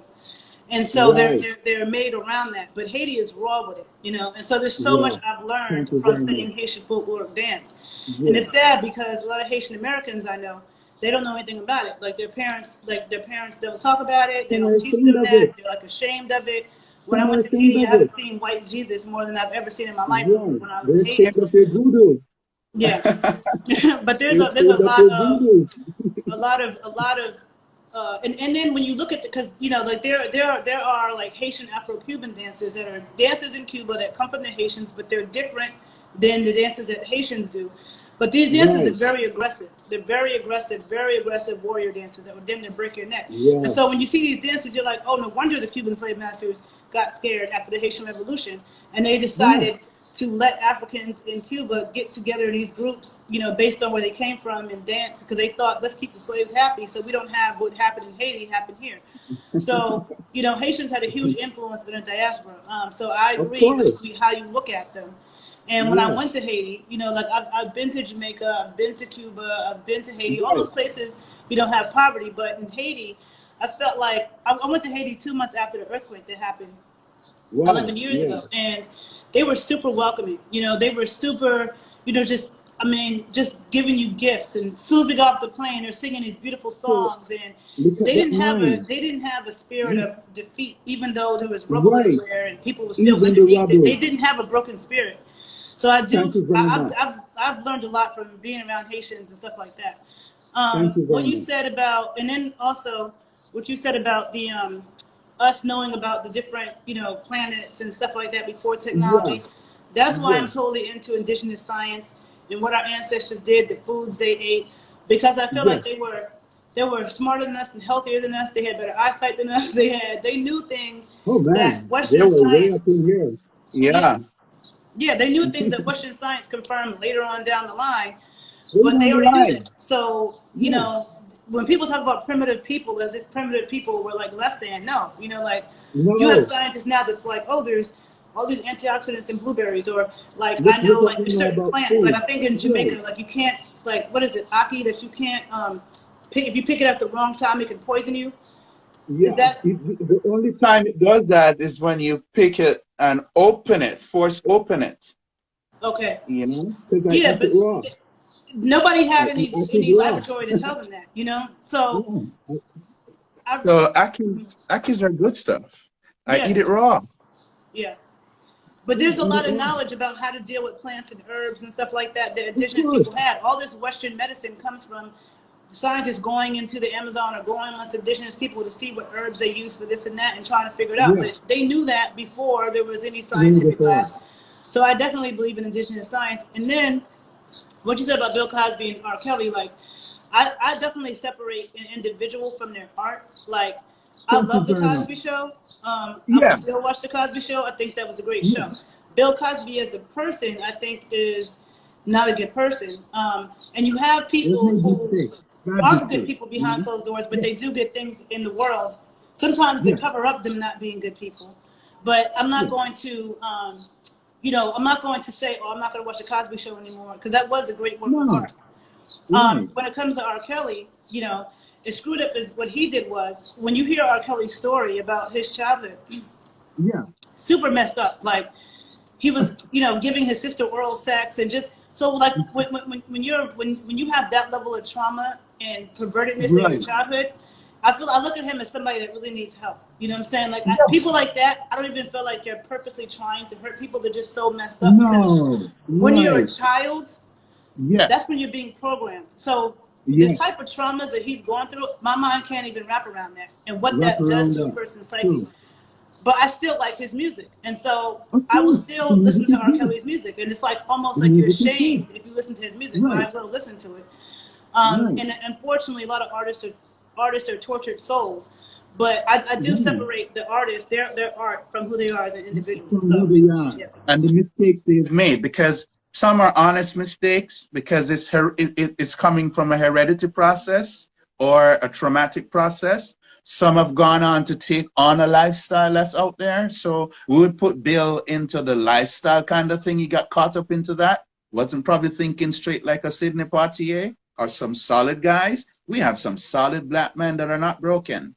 and they're powerful mega superstars, right? But they're not broken. See? But we have some that are going to wind the road because, like I say, habits are easy to pick up, right? But you're not thinking of the power you have, where you're going, and how powerful you're going to get, and how, you know, if you weren't fixing things or keeping things correct when you were on your lower plane, how much it can affect you when you're on a higher plane, because they're coming for you, you know? We have people who, that's their whole goal, to create that disrupt, to break down the black man when he's doing something that's going to create that whole ricochet on his race, you know? They try to do something to cripple that personality.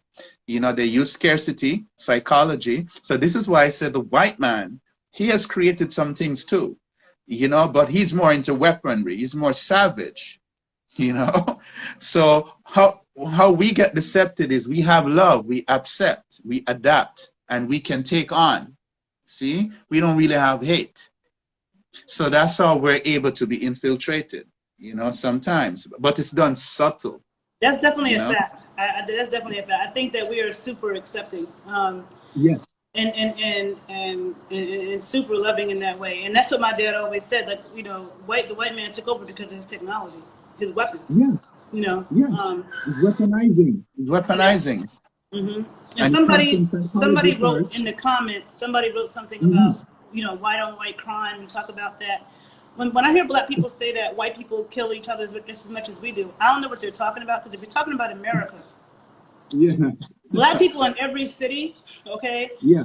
have stories. I don't care if it's, people talk about Chicago. Chicago's not even in the top 20, the top 25 of the most dangerous cities with the highest homicide rate.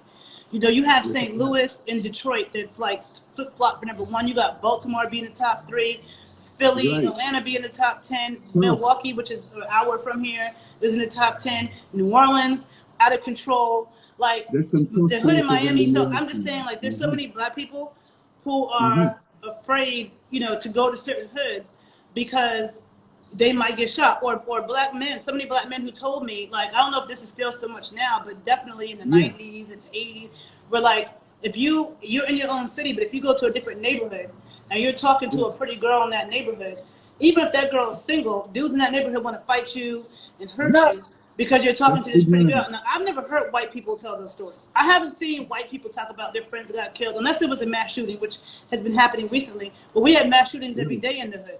So you don't hear white people telling these stories about how traumatized they are from their childhood because all their friends were getting murdered, or they had to, you know, kill another man that looked like them to prove their manhood. So to me, when people say that, like when people say white people kill each other just as much, I don't know if they're talking about a European country or something, but in America, that's not the case. I feel like, you know, when we see on the news, like every city in America that has all this violence, it's mostly black people that are killing each other, you know?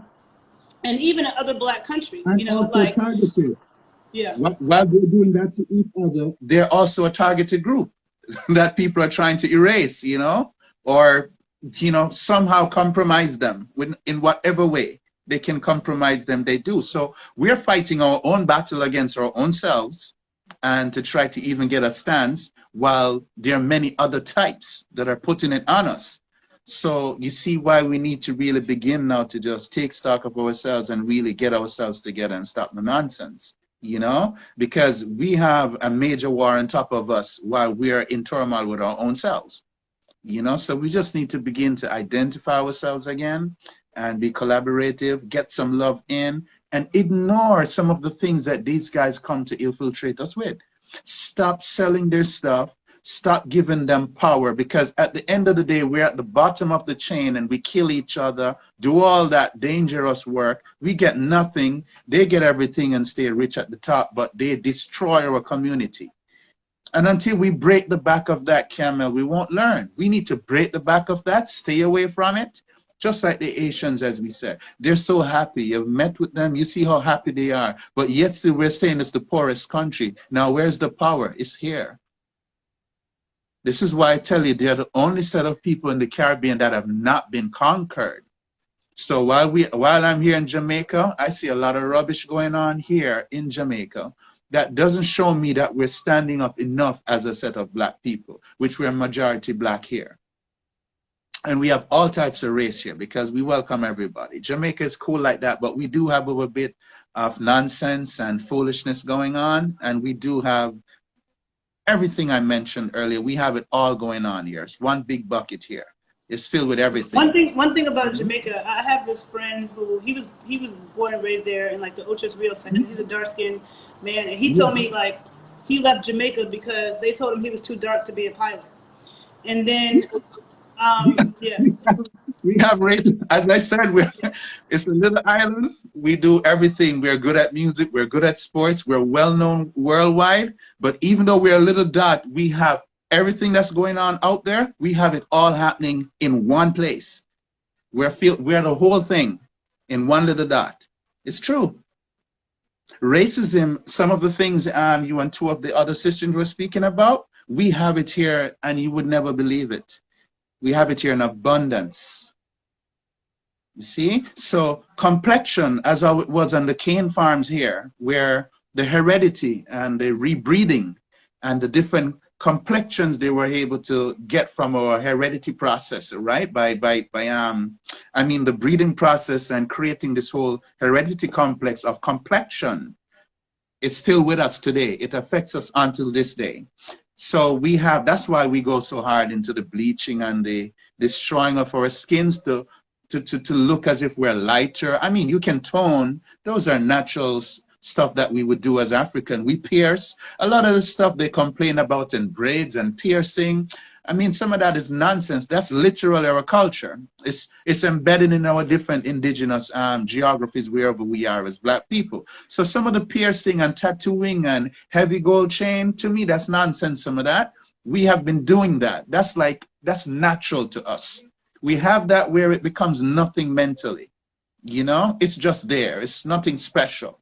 So it's just that we have to relearn how to be that calm, having all that. But where I'm at is we have issues in terms of our complexion. We have that complex thing going on here still today. This is why I'm saying Jamaica is carrying everything you can think of. Whatever is happening globally, we carry everything right here. I don't know why we're so habitual to all these things, but we just take everything on, you know? And then we have this thing where we tend to take on all the bad habits of every culture there is. We tend to take on that. So if it's psychotic, if it's some weird homicide, we adapt and gravitate to that. It's a weird culture, but we still have love here. We still enjoy ourselves. We still do a lot of great things while we're carrying the messed up stuff. It's a weird culture, but it's working, you know? So we love America. They love to go to America. They'll do anything. They'll swim the ocean to get over there bitten by a shark. They'll get on a plane, they'll jump into another Caribbean island to get over into the States. Still Jamaican, they just love the US, but they'll adapt everything.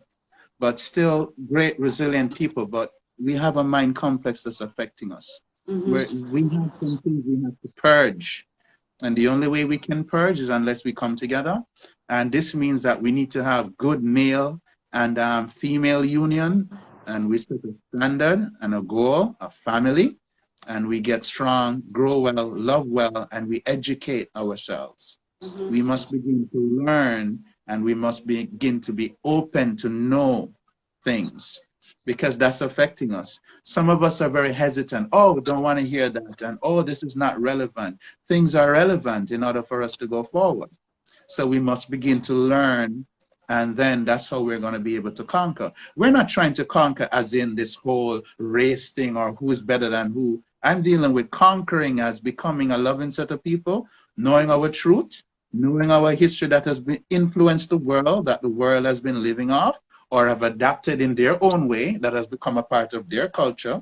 But we are not wittingly know that it's ours. We taught them maybe how to love more, or how to be a village, you know, or how to operate as a village. We are more civilized in terms of civilization and cities. We have built that. We have been doing that a long time, you know. So we have been adapted and multiplied so much that we just need to take stock of ourselves again, you know. So I'm going to allow somebody else to come in on the chat, but it's nice, you know? No, thank you for coming up to speak. Thank you. I appreciate that. Yeah, man. And you're doing a good job. But just keep it going. I mean, while we're dealing with these things, some of these things we touch on psychologically, and it's through heredity again, because of how we have been conditioned for a few hundred years now. When we touch on these things, it gets so sensitive for some people that they get turned off, but they need to open up. You know, they need to open up. That's all we need. I agree. Yeah. I agree. Yeah. That's where we're losing it. But they will come around. They have to come around eventually, because you're not going to stop, and you'll have my support, and I'm not going to stop as a Rasta man here in Jamaica. We're going to continue in a particular path because we have a vision. We understand some things. We're well read, and we continuously look at what's happening daily. Yeah. You know, Yeah. and so we're not taking it lightly. Yeah. So wherever we are, if it's immigration, whoever they are dealing with us, they know we're of a certain type and a certain, you know, mentality. So it's fair. If We're black. or we're engaged, the engagement we have is fair. When they see a solid brother or a solid sister, much less if we walk shoulder to shoulder, that drives fair. And if that drives fair, there's something special about us. We must begin to remember that and know that. If we drive fair, or if everybody wants to have a war with us or a pick on us, it means that we have been doing something that they feel inferior about. See? And that's it. That's where I'll leave it for us today. Okay. Right? Yeah. Thank you so much.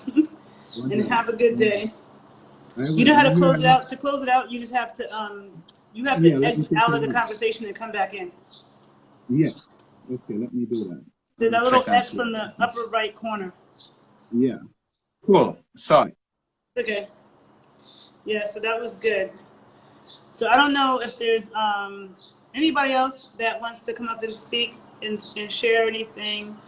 If you do, feel free. Yep, there you go. That's what's up. Thank you for coming up and speaking. I feel like conversations like this are super important and can be super healing. You know, I feel like if we, as a diaspora, all had love and respect, you know, in our hearts for each other, and took time to see. The more that I studied, you know, dances of the diaspora, I realized, you know, we have a lot in common. You know, we have our differences, but we also have a lot in common. And I have definitely learned that and seen that through studying the dances and the rhythms. And so I feel like we can learn a lot about our shared history through studying the dances and the rhythms. And also instill pride of where we're from for those people who don't have it, you know, because I do see some people try to run from who they are, you know. But anybody else who has anything to share, please feel free. Or else I will close this out soon. Let me see. I'll give it about a minute to see if anybody wants to come up and speak. You can send a request by clicking on that camera. I think it's the camera thing at the bottom of the video. But we've been here for a while, so if not, I'm just going to download this video, repost it to my YouTube, and of course save it here. Thank you everybody who came up and participated, and the people who are writing in the chat. I appreciate your participation. If you learned something from this conversation, or you just dig this conversation, please share it, okay? Please share it on your platforms. Please share it with people who you think would benefit. Okay, somebody else wants to speak.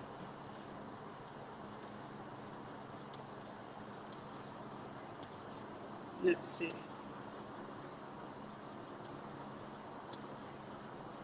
Waiting for the camera to bring up.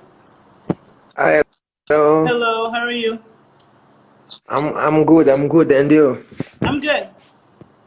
I'm very happy to see you Thank you. because 5 years ago I dreamed this moment. Okay, thank you. So do you? I'm from in Congo. I live to Ukraine Okay.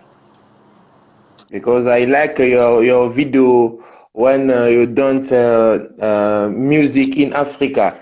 Because I don't know if you are in Africa. I don't know. No, I'm in America, but the Congo had the greatest influence on black dance in the Americas.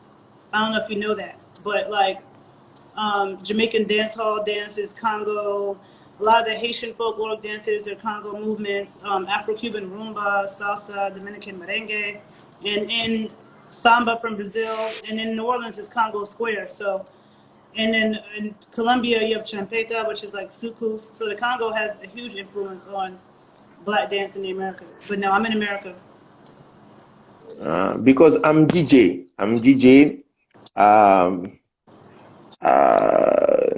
When I see you, I have big question. I don't know. It is Ghana, Nigeria. No, but today I'm very happy. I'm so very happy. Donc, Thank you. Did you have I something don't to know. share on this topic? What? Did you have something to share on this topic? Yes. Okay. Okay. I have just I have two questions. I don't know. You are OnlyFans? Am I what? You are OnlyFans? I don't understand. I say you are OnlyFans? Yeah, I have a dance page. But do you have anything to say about this conversation though? But you are email when I want to write you to your email. So listen. Hit me in my inbox and we'll talk because this is about we're talking about a particular topic here. So so just message me in my inbox and we'll continue. I'll answer your questions. Okay. Okay. Thank you very You're much. welcome. I write you now. Yep. So you can close it out by just hitting the X in the upper right corner. Just exit the conversation, and then we can talk later. Okay. Okay. Now. Okay. Thank you. Thank you. Okay. Bye. Bye. So you see the X in the upper right corner. Chasse. It's in the upper right corner, you can hit the X and close out. Like leave the conversation. That's how you have to leave exit, and then you can come back and listen. Okay. Thank you. Okay. So thank you. Always appreciate people and their compliments. This right now I only want people to come up if you have something to say about this topic. I do have an OnlyFans page where I'm actually, demonstrating dances from the diaspora. That's what that page is about. It's about showing different dances from the diaspora and talking about it. So I do. But if anybody has anything else to say about this topic, please feel free to come up. If not, I will just close it out. I think that we've had some good people that have shared, like I was saying. Please share the video with people who you think would benefit or you think will learn something from it, because this is how we get these conversations started and we get the education going, because there's definitely a miseducation of the Negro, miseducation of Afro-Indigenous people who are just totally, there's no reason for us to be divisive against each other. Okay, so with that being said, I hope you all have a great day and a good evening, and I guess I'll see you in my next video. Bye.